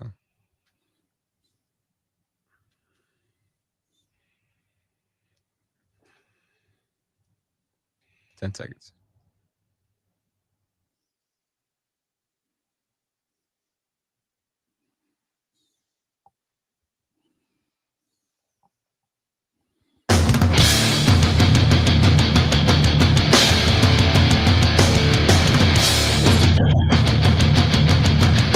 You are listening listening to Miller and Moulton, exclusively on the Florida Sports Network. And now, here's Mark Miller and David Moulton. It is the bonus hour of Miller and Moulton here on the Florida Sports Network, floridasportsnetwork.com. Thanks so much for being with us. Our poll question, so how much you believing in the Dolphins? Are you all in? It's going to be a division champion, baby. We're a Super Bowl contender. Are you in so that, all right, now I think they're making the playoffs. I got to admit. Or are you still like, come on, they're the Dolphins. They've been outplayed in 2 of their 3 wins anyway. They'll screw this up. Well, Mark Miller, the David Moulton, floridasportsnetwork.com. David, wouldn't you consider it a complete failure if the Dolphins don't make the playoffs? Felipe, I would have considered it a failure if they didn't make the playoffs when they were 0-0. And that's what I've been saying since August, that there are 13 teams in the AFC who the season is a failure to them if they miss the playoffs. The only 3 teams that had a bye this year in terms of making the playoffs were the Jets, the Jags, and the Texans. Now, we thought that the Steelers and the Patriots may have spent a little bit too much time at the dispensaries with what they thought of their teams, but we thought differently than they thought. Right. I mean, they made the playoffs last year, so of course they think they're a playoff team. Never mind the fact that they're the Steelers and the Patriots, the 2 best franchises over the last 20 years in that conference. You can swap one of those for the Jaguars because they keep playing like this. Yeah, let's take it easy. Okay. Let's take it easy. 1 road win in 2.5 years. Let's take it easy. Okay, but the signs are very promising. They've played 3 good games. They're getting better with every game. Their defense is a handful. They are leading the league in like 5 major defensive categories. Right? And just that's think about the it. exciting They part. the Colts. The Colts went around the next week and beat the Chiefs. For what it's worth. And they just whooped up on the Chargers. Whooped up. Right. So, okay. Now you go to Philly to face right now the team that's playing better than anyone else in the league. So we certainly get a measuring stick here. I mean, you go toe-to-toe with these guys and lose, but you lose by 7 points or what have you, you're like, damn, that's a good team. And, we got a great text because we had this question up about the Dolphins. Is it a fluke? Are they the playoff team? Are they division winner? And someone just simply said, hey, outplayed or not, the Dolphins' wins are better than the Eagles' wins at this point. Absolutely. 100%. Absolutely. I mean, Patriots, Ravens, Bills. I mean, that's a start, man. Listen, when the 2 of us picked the Dolphins to make the playoffs this year. Pat Kirwan, who has never, for as long as we've known him, ever picked the Dolphins to make the playoffs. Pat Kirwan picked the Dolphins to make the playoffs. Part of the reason is he's all in on the head coach.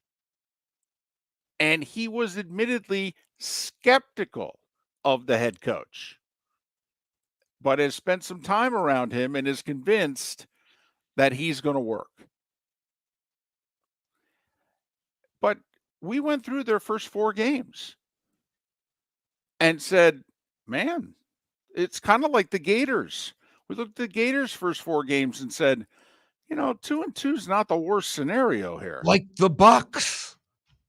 Well, yeah. I mean, like the Bucs. We looked at both of their schedules and said, and the Gators as well, and said, 2-2 wouldn't be all bad. But the thing for the Miami Dolphins that we brought up earlier, David, is that regardless of what happens Thursday, now they can still get a win. It's a winnable game. The Bengals' offensive line has been terrible. Burrow's getting sacked a ton, but they seem to find a little bit of themselves. And on a short week, you do like the home team. But regardless of what happens, the next 5 are at the Jets. Home for the Vikings, a good team. Home for the Steelers that look to be a train wreck right now. at Detroit, that looks to be a pretty decent team, and at the Bears. But there's not one of the next 5 that you don't say are winnable games. Well, there's not one of the next 5 where you're not favored. I mean, they're a 3.5-point dog Thursday night against the Bengals, but you want to go through that 5 again? I'll call out numbers right now. You tell me how off I'll be. At the Jets. 6.5. Home for the Vikings. 6. They'll be a 6-point favorite at home for the Vikings? Yeah. I think you're crazy with that number for the record. I think that's closer to 3. Okay. But home for the Steelers. 4.5. See, and I think that one could be a little higher. It obviously depends on at the Lions. 4. 3.5. I think you're right. Might be a touch lower depending on what they do. At the Bears. 6? Yeah. Maybe 6.5, 7 even. Here's the funny thing, though. Bears and Giants play each other this shit. One of those teams is going to be 3-1. I mean, and we're convinced that either one of those teams could be capable of picking first in the draft. But one of them is going to be 3-1.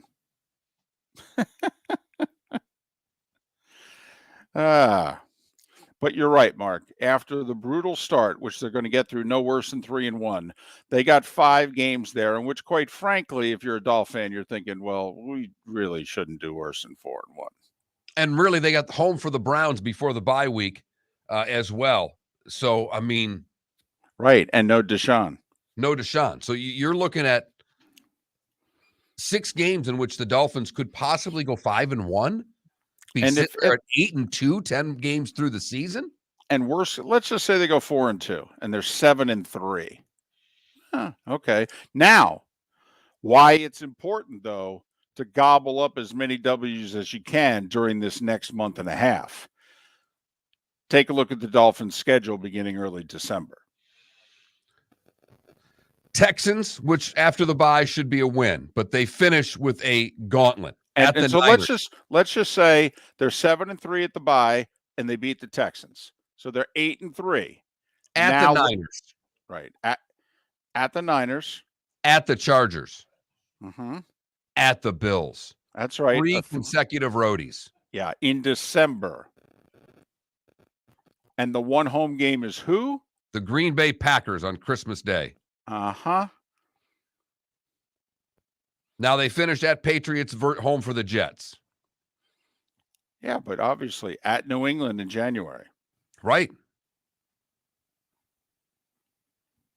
And then home for the Jets. And also we could flip this, or we just did what we think they're going to be favored by during those 5 or 6 games. You know, I mean, right now the Niners are an injury-plagued mess right now, but they get everybody back by then. We'll see. I mean, just based on where they're at now, I think that game be close to a pick 'em. Yeah. Okay. The Chargers game, which, you know, we said it about the Ravens game. Who knows? Maybe this ends up being a wild card tiebreaker game. You could say the same thing about the Chargers. I think you've got to say the Chargers will be favored in that game. Yeah, slight. 2.5. There'll be a touchdown. It'll be about the same thing they had against the Bills, 5.5, 6, maybe even depending on what Buffalo's done by then. But I would say that it'd be about the same number. By the way, do you think Nance and Romo could do one of these Dolphins games? I was shocked. They got the C team treatment. The C team treatment for Bills Dolphins. Seriously? Couldn't even get Ian Eagle and Charles Davis for Bills Dolphins? What the heck? It's a slap to say Kevin Harlan's a 3-man. I know it is. I know it is. That's how good their teams are right now, for the record. You got that right. When Harlan's when Harlan's the C team. Right. Oh, I know. I know Philly watching the game was probably more fired up to have Kevin Harlan than he was to have Nance and Romo. I mean, it seems like Nance is like the local Chiefs broadcaster at this point. Yes. My goodness. Well, remember, that's after doing 15 years of being the local Patriots broadcaster. So that's what ends up happening. Listen, all right, you go back to our youth, if you will, the Miller and Moulton youth. I mean, Summerall and Madden seemingly did first off, they only did games in the NFC East and Niners games. That was it. Correct. I mean, literally the whole middle of the country never saw Summerall on Madden. Because they were doing Giants, Eagles, Redskins, because that's what they were called then, Cowboys, and Niners games. That's it. That's all they did. So that's why I'm kind of wondering, when are the Dolphins, what do they have to do to get the Nance Romo treatment? That's what I want to know. Or just a game on Fox. Well, that's a conference thing. Yeah, that's, now I don't even know what the rules are anymore. In fact, I don't even know if there are rules. Well, the Christmas game against Green Bay, that'll be on CBS?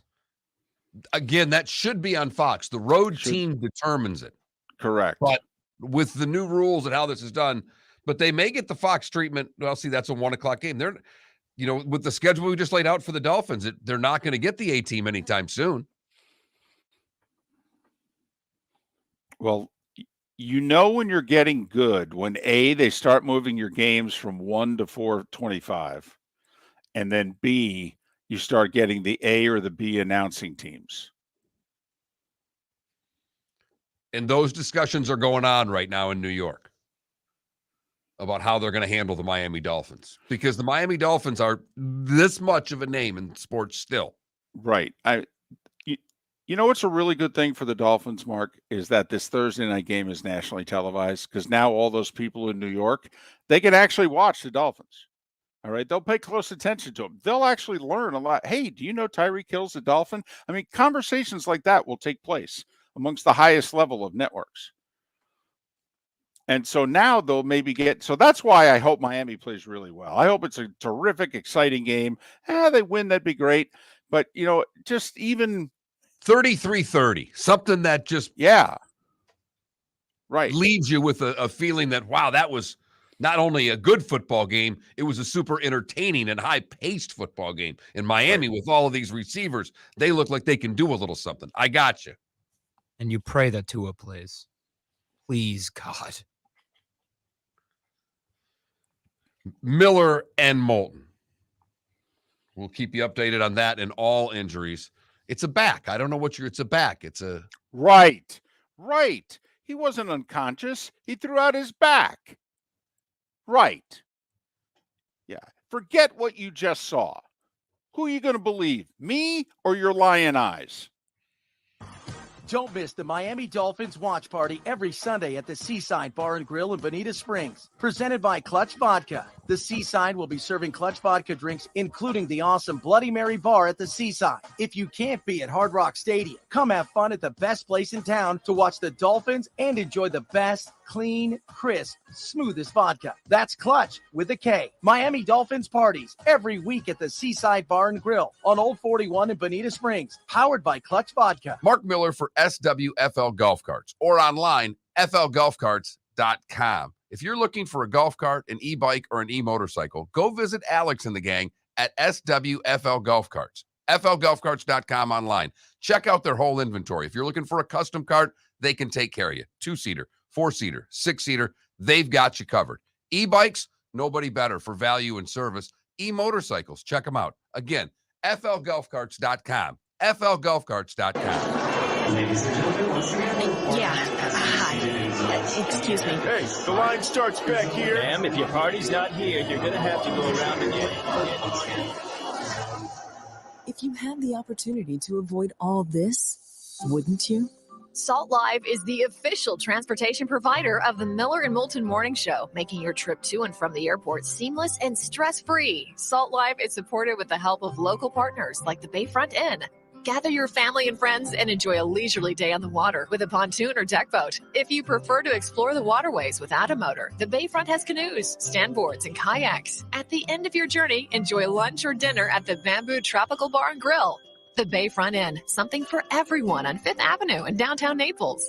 BayfrontInNaples.com. When you need a ride, book with Salt Live Transportation, 308-8686, or book on saltlivetransportation.com.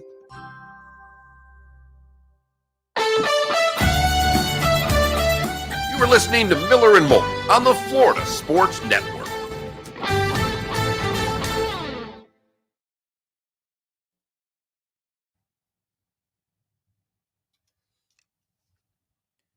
Burrow versus Tua. Like, come on.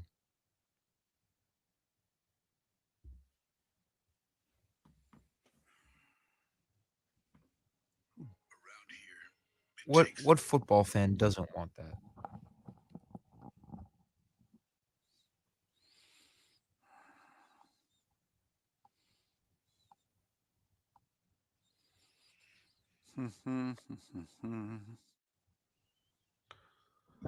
We're at best 50-50 doing a show tomorrow, David. Okay. I'll see. Apparently, they're wanting to run NBC2 now. So I told Felipe. That's what I thought, because they usually do that during major hurricanes. They just flip the switch and run. So Chris is going to talk to Felipe after the show. I just told Felipe, don't answer anything. Just tell him he's got to talk to Marty. Yeah, really. What are you talking? That's what you should say. What are you talking to me for? That's right. Do you remember how good the matchup was the last time Joe Burrow and Tua played against each other? Yeah. Oh my gosh. Did you work that game, David? Of course. I was. What was it? 46-41? LSU won. Yeah, Alabama scored a couple late touchdowns to make that game closer than it really was. I think when you look back at, I thought it was like 52-42, something like that. But I think when we look back at like that matchup, my goodness, those teams. Well, it's the offensive talent that was for as much defensive talent that was on the field for the 9-6 game in 2011. You then go 8 years later, and the offensive talent on the field was obscene. Absurd. I mean, you have Waddle, Judy, and Ruggs on one side, and then you have Jefferson, Chase, and Clyde Edwards-Helaire, Joe Burrow. Yep.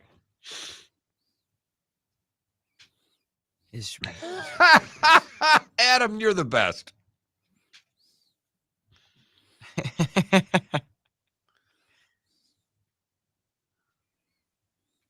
Adam, 4, and I'll think about it. No, I'm just kidding. I'm just playing. Yeah, besides, you're not needed for a Twitch show. True. I could get a day off. That's true. Felipe's going to be in there going, whatever you want to do to cancel the show tomorrow. Do whatever you got to do. Yeah. NBC, that's important. Yeah. They need to hear the news.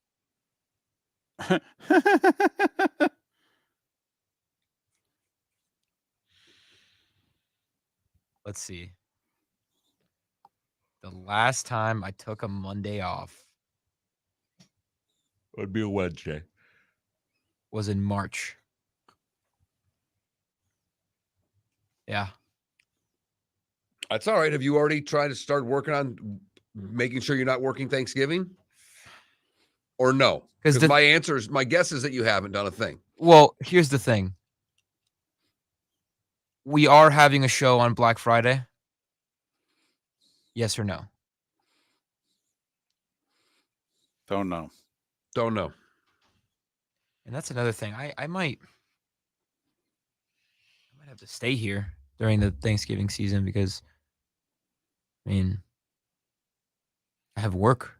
The Fort Myers tip-off. And FGCs. That's right. Yeah. I told my parents, I'm like, combined with that. Will they freak out, or will you run home for dinner Thursday and just drive back? Yeah, I'll just go home for dinner, just drive back.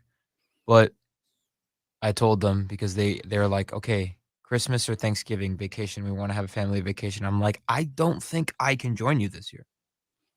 And they were pissed, but they understand.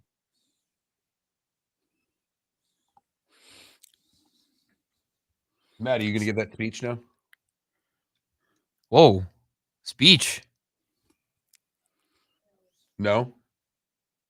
After the show? Twitch only? Oh, okay. Oh. All right, we can do that later then. All right, we're coming back.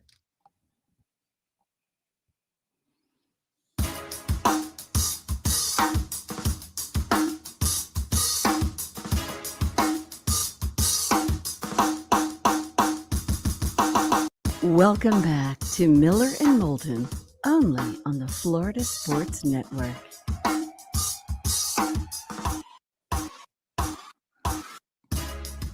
It's 21 minutes past the hour. Miller and Moulton, Florida Sports Network, floridasportsnetwork.com. Just a programming note. We're planning on doing shows the next 3 days, but we understand that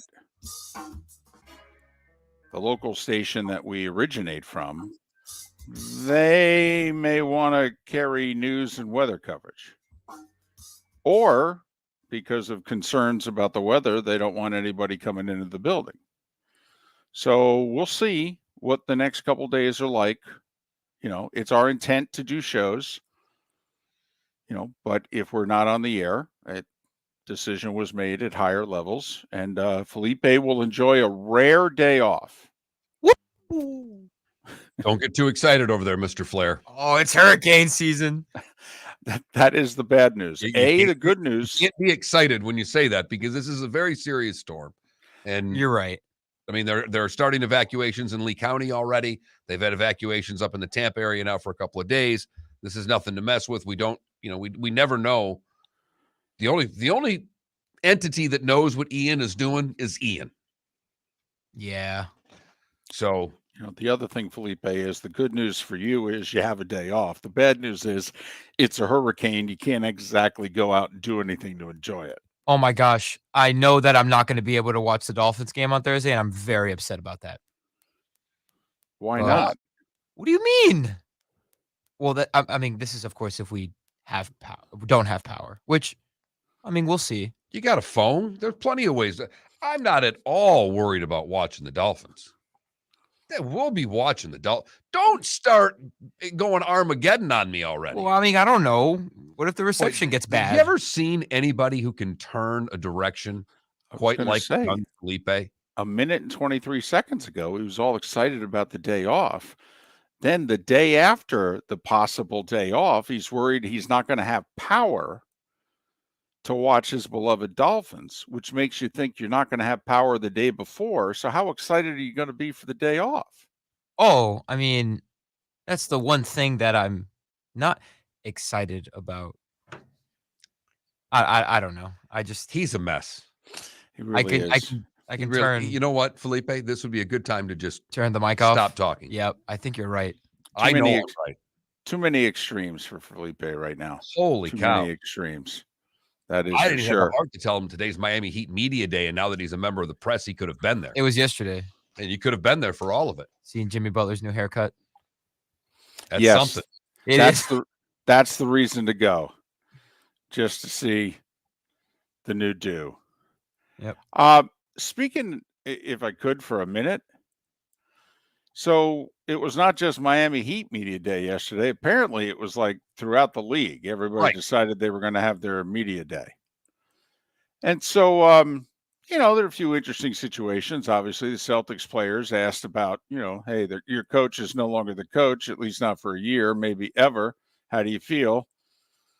And they were, you know, betrayed, bewildered, you know, answers like that.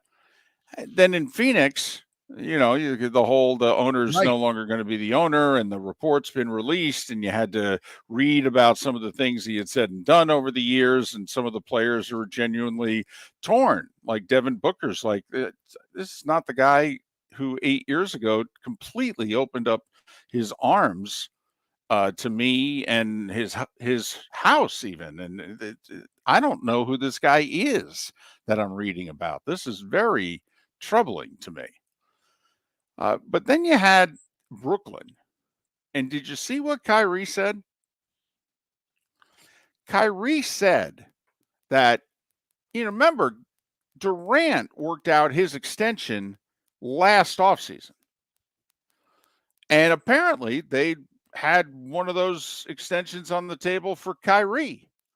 Now, I don't think it was the max Durant extension, Durant got like 4 for $198, which was the most he could get at the time. But Kyrie's apparently was like, 4 for, I don't know, $150, which I think because of the amount of time he's been in the league was just about the most they could have offered him. But it was dependent on him being vaccinated.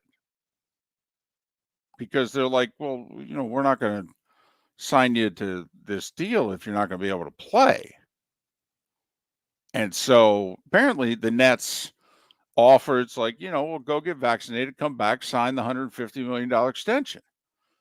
And Kyrie said, no, I'm good. Now, listen, I mean, there's a few things about Kyrie, the whole earth is flat deal. And, he's got some crazy conspiracy theory stuff that he tweets and retweets and the whole deal. But Mark, there's not a lot of people. Even if it was something that you completely disagreed with, that would not have run out and got that shot if you could come back and sign that contract for $150 million. Yep. That's sticking to your guns, David. Whew. In a big way. Yeah. I mean, it really is. He is an interesting, fascinating, complicated, weird dude and a gifted ball player. But wow. Another guy that shares his thoughts with us all the time and can upset some people because he's always very opinionated, particularly on subjects that involve politics and the like, is Greg Popovich. But he did something yesterday that I wish all coaches would do more of. Did you catch his comments to the media? I did not. And this is a quote, David. I probably shouldn't say this, but I'll say it anyway. What the hell? Nobody here should be going to Vegas with the thought of betting on us to win the championship. That's when you're in a rebuild. That's what you said. Come on now. How many times, David, have we said for general managers and coaches to just be honest with the fan base? It's a lot easier in the NBA when you have no stars, but that's honest. Well, I'm convinced that Popovich is going to pay his dues, so to speak, and go through this rebuild and suffer all the losses because his resume can suffer it. And I think that whenever San Antonio emerges from this rebuild and they are good and young and affordable and all that, then I think Popovich is going to turn it over to one of his assistants. I thought he was going to do it to Becky Hammond, and he still may. I mean, maybe Becky went to him and said, what, and he's like, go get some head coaching experience. Go be a head coach. Yeah. Exactly. Game situations are game situations, whether it's the NBA or the WNBA. You've got to experience them for yourself. You could very well be right. You've been on this for a couple of years. And I think, and they've got a couple of really good young players. I mean, and the Spurs with the whole international market, they find diamonds in the rough better than most. So I think Popovich will suffer through another couple years of losing. And then when the Spurs are ready to emerge again, he'll turn it over to somebody who can be successful. But I like the honesty. I wish we had a little bit more of it out there particularly in rebuilds. We'll never get it in football, even though you and I both think there are plenty of teams that their fans not only could handle it, but would appreciate it if it was actually said to them the right way, that it's being torn down. Giants fan that actually thought that the 2-0 was something that was going to go on a playoff run. Yeah. Come on. Take a deep breath. There's wants and then there's reality. And what did I say yesterday? And I'm a Giants fan, and I am a fan. I do a good job of not being a fan on the air, but I am a fan. Okay. But they can't block anybody. Last time I checked in football, that's a problem. And that was something else last night.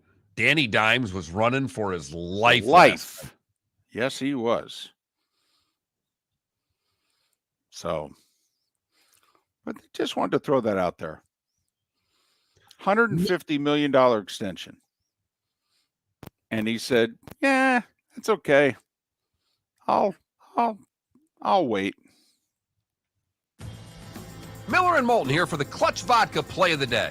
Mark, remember Nick Charles, Fred Hickman, the CNN Play of the Day? Yeah, CNN did a nightly sports show. That was a while ago. Yes, it was. Just work with me. Everyone liked the pod, the Play of the Day. So how about we have the Clutch Vodka Play of the Day? Sounds good. Fun. Smooth. Like Clutch Vodka. Listen weekday mornings for the Clutch Vodka Play of the Day.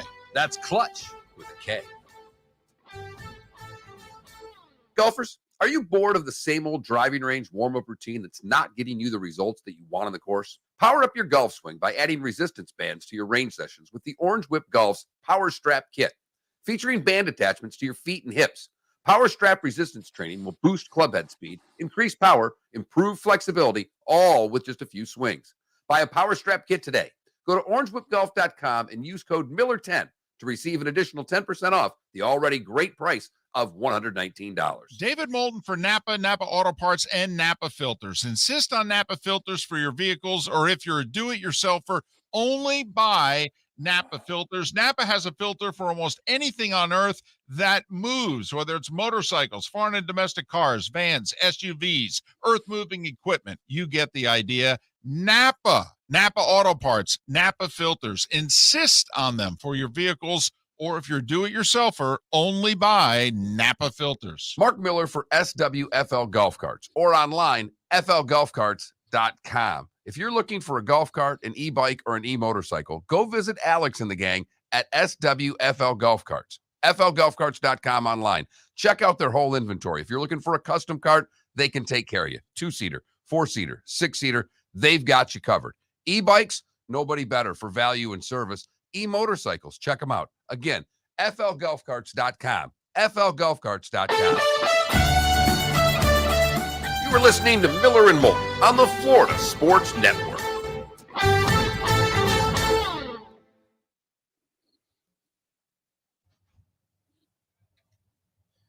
All right, David. Mm-hmm. 2018 Alabama Crimson Tide. Jalen Waddle, Irv Smith, Devontae Smith, Henry Ruggs, Jerry Jeudy, Brian Robinson, Najee Harris, Josh Jacobs, Damian Harris. And they lost twice. And they lost once that year in the national championship game. To Clemson. Oh yeah, 2018, right. It was like, yeah, they're going to win the national championship game. Like, it wasn't even a debate. Like, they're beating Clemson, and then that was the Trevor Lawrence. That was his freshman year, right? He beat them. Yes. That's ridiculous. That's probably I wouldn't say one of the greatest upsets in national championship game history, but I mean, Clemson was not supposed to win that game, and they blew them out.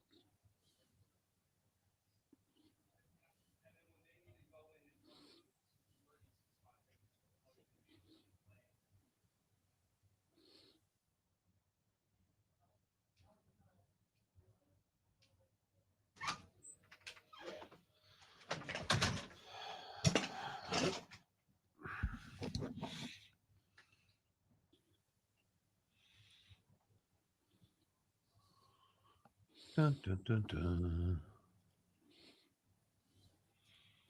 Dun, dun, dun, dun, dun. Oh, come on.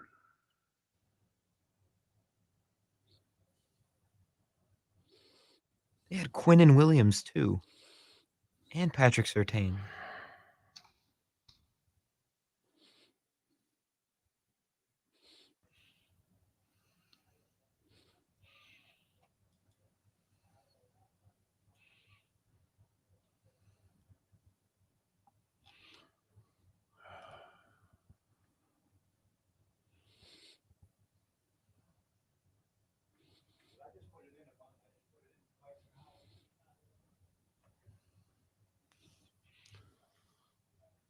Oh, they're hearing the cash registers go off at this place right now.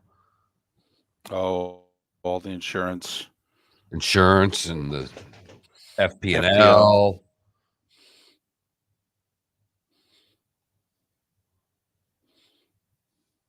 So the 1st of October is Saturday?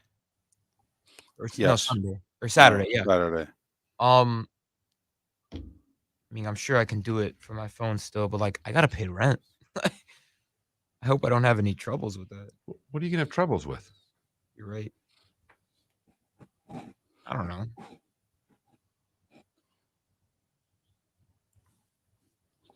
Well, and the other thing, Adam, is that Josh Jacobs' first year was a good NFL running back too. That's what's so weird.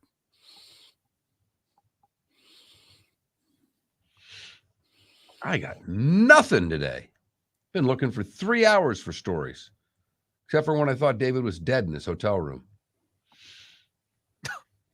Which, would have been a pretty good alternative. It was really the ugly. And finally, would have at least been the bad. I mean, I would like to think I would have at least rated the bad. Finally, the ugly. David Moulton is missing.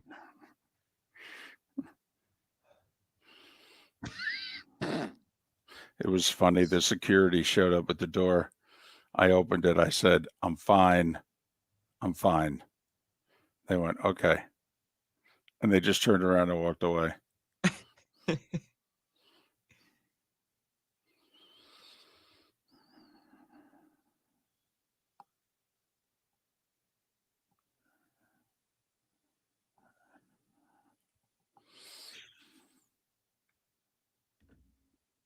Yeah, Adam, you're funny if you think I'm putting any duct tape on my windows. Don't duct tape your windows, people. Leaves duct tape marks on your windows.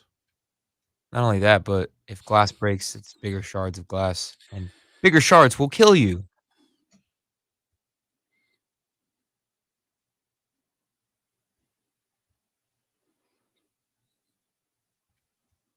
All right, let's do this.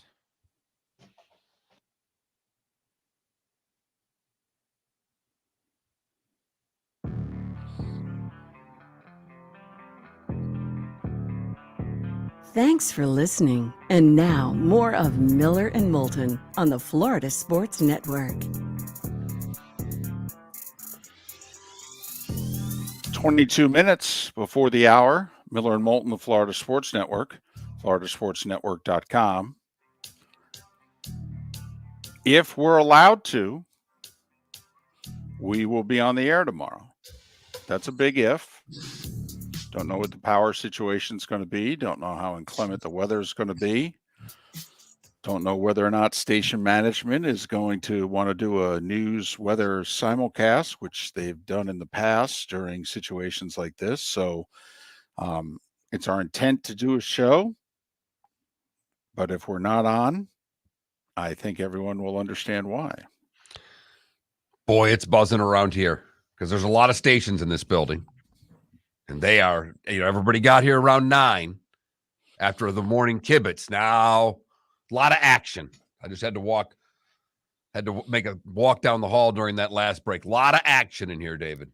Well, this is a terrible thing to say, but for the radio and TV industry, there is nothing like a good storm because that means money. And lots of it.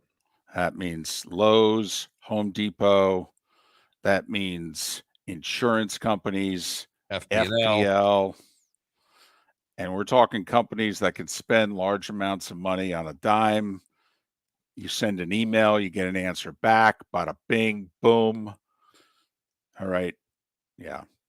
I gotta buy some candles.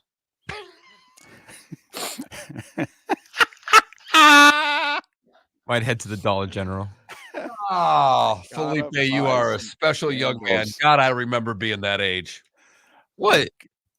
That's spectacular. What is so funny about What do you have? Let me just ask you. You said you did some hurricane prep. Yeah. Right. What was it? Okay. Well, first off, I've never even asked you this question. What is your alcoholic drink of choice? I mean, I'm not picky. No, I understand that, but if you were to have a drink, is it a beer or is it you look like you might be a White Claw drinker? No.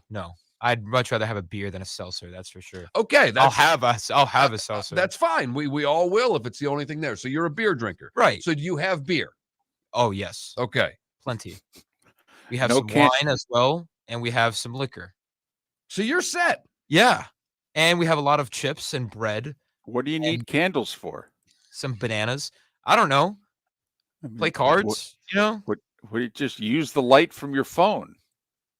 I I mean, the phone doesn't have endless charge That's now. very true. David. Do you have a flashlight?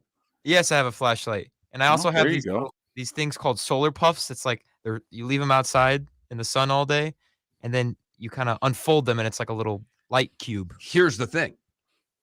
During these hurricanes, what we have a lack of is sunlight. Solar puffs? Solar puffs. It's awesome. It's kind of like a cheese puff, I imagine. Only sunnier. Okay.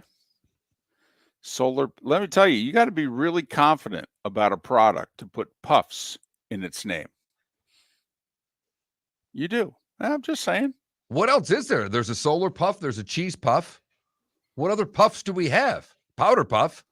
I have Cheez-Its. A lot of Cheez-Its, by the way. There's no puff in Cheez-Its. Yeah. Okay. You have Puff the Magic Dragon, but that's not something puff. Your eyes can get puffy. Right. Mine usually are most mornings. Puff Daddy? Cocoa Puffs. Cocoa Puffs. Well done. Thank you, Klecko. Klecko. There you go. Yep. Which chat coming in clutch with a K.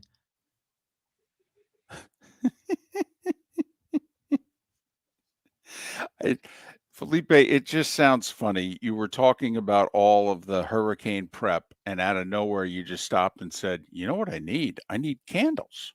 Right. Yeah. Okay. I might head to the. What's wrong with heading to the dollar store and just getting a bunch of candles? Nothing If is there wrong. are any there. Yeah. That's the point. Ah, dang. Yeah. I would start right across the street with Wally World would be my first stop. Might have a lot better shot there, but I'm guessing they're cleaned out too. All right, you wanna Might be a good way. No. Might be a good way to meet a neighbor though, because if you have female neighbors, you know what they're going to have? Candles. You know what you have? Alcohol. Right. Oh, we're just helping. It's time for someone to take back this segment, if for no other reason than to stop David from talking about Meghan and Harry. Here's Mark Miller with Today Was the Day When. Hopefully it's not like the last neighbor who crashed into my car, ended up having a boyfriend and all. Right. But it would have been fine if she didn't have a boyfriend. Be honest. Oh my gosh. Right. We don't need to go there.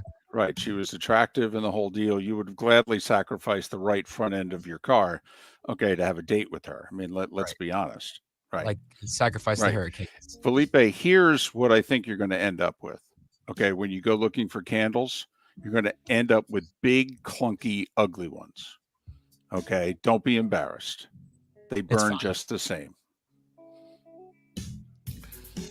We start in 1905 today. The Physics Journal publishes Einstein's paper introducing the equation E equals mc squared. 1908, the first Model T leaves the plant in Detroit.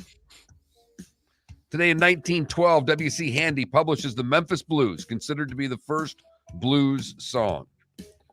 1930, at Marion, Bobby Jones wins 8-7 for his 5th U.S. amateur title and clinching golf's Grand Slam. 1950. Go ahead, David. Which at the time, wasn't the Grand Slam the 2 Opens and the 2 Amateurs? I believe you're right. I think you won the U.S. Amateur, U.S. Open, British Amateur, British Open. Correct. Right. 1950, Ezra Charles defeats Joe Louis in 15 rounds at Yankee Stadium. And we have an evacuation for zones A and B, according to the phone. I mean, they can get you at any time that sucker goes off, David. They can. It doesn't matter. Yep. Today in 54, The Tonight Show premieres on NBC, hosted by Steve Allen.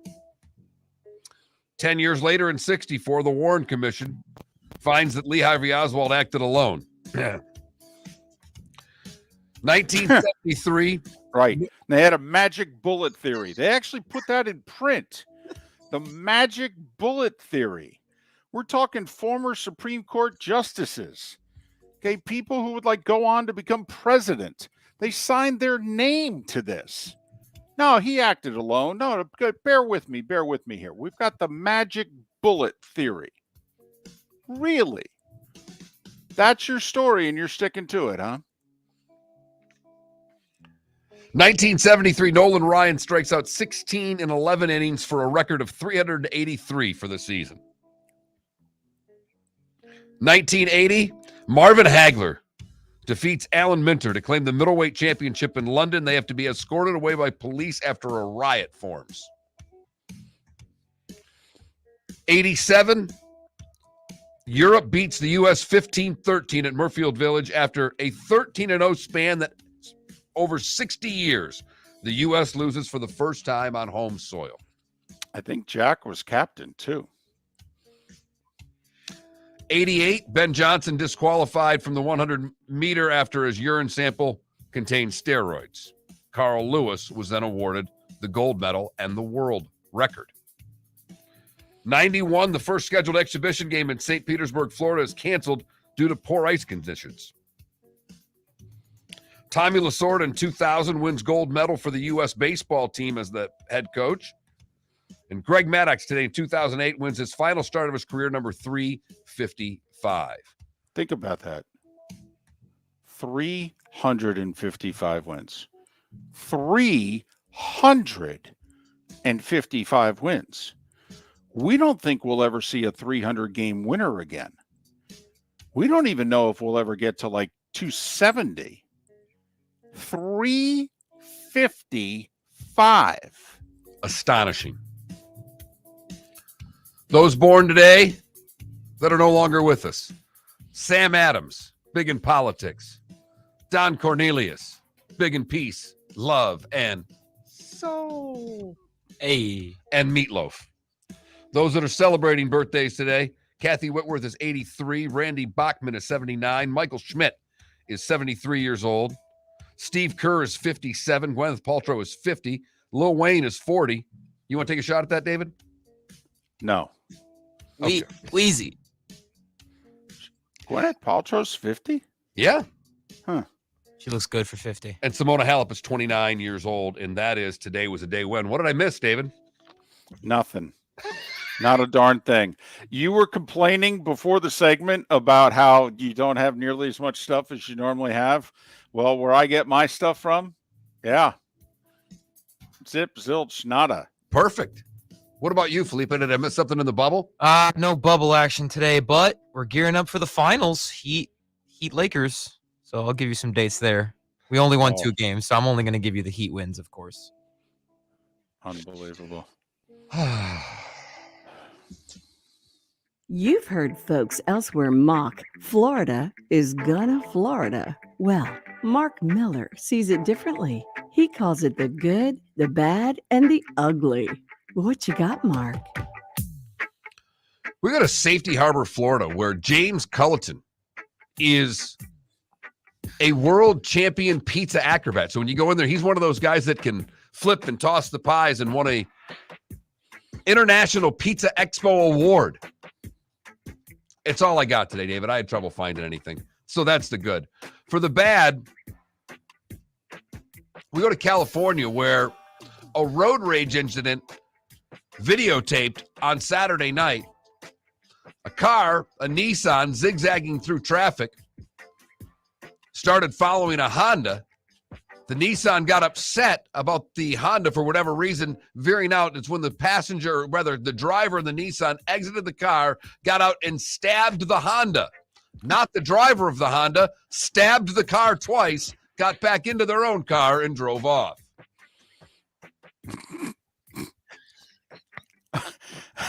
Wait, you damn Accord! I'll show you. Power steering, power brakes, my ass. What the? Finally, the ugly. We go to Brandon, where over the weekend, a fight that happened at the Chuck E. Cheese spilled out into the parking lot. That's when a woman picked up a gun and fired a shot into the air. No word on what started the brawl at the Chuck E. Cheese, but my guess it was over that game where you smash the things over the head. That's just my guess. And that is the good, the bad, and the ugly on today, September the 27th, 2022. We're down to the final 9 days of the baseball regular season. So needless to say, you got a bunch of games. I mean, that's all I'm going to say. The Yankees with a win would clinch the East in Toronto. And of course, Judge is still at 60. Tampa Bay's in Cleveland, which doesn't bode well for their wild card chances because the Guardians right now are the hottest team in the American League. The two series that are worthwhile, the two worst teams in the East are playing the two best teams in the East. So can the Nats and Marlins influence the NL East standings? Nats hosting the Braves, Marlins visiting the Mets. It's a lot of pressure on the Mets and Braves. When you're playing bad teams, you feel as if you've got to win these games. Absolutely. Losing could cost you the division. I mean, it just puts a little extra heat on the good teams. Worth watching. The Cardinals and Brewers are playing. It's not really going to affect the Central. I mean, the Cards are magic number to clinch the Centrals too. So one win for St. Louis in this series, they would clinch the division. But Milwaukee is, I think, a game and a half back. 2 in the loss column behind the Phillies for the 6th and final playoff spot. So there you have it. All right. Well, as David said, first and foremost, for everybody, be safe. Pay attention to what's going on out there. Most of us have been through this drill before. I'm guessing if you haven't been through it, just call one of us that has. We'll take you in. We'll tell you what's necessary. But as far as this show goes, as we've said, we plan on doing a show tomorrow, but there are certain things that are out of our control. One of those is how the station is run. So I know they're all meeting to try to figure out what's going on. I would suggest the social media places, if anything happens, we'll get things posted that way if something is going to change for tomorrow. But we plan on being here tomorrow. We plan on being here Thursday. We plan on being here for the rest of the week, doing shows for all of you. For God's sake, stay inside, please. Well, except when you're out running to get candles. Well, that's why I'm doing that now. Right. Mm-hmm. Right. I mean, you think there's anything else I need? Well, I don't think it's nearly as big a deal as everyone else, but apparently, it's never a bad idea to pick up another 6 rolls of toilet paper. Oh, yeah. Okay, especially with all the alcohol that you said you and your roommates have in your place.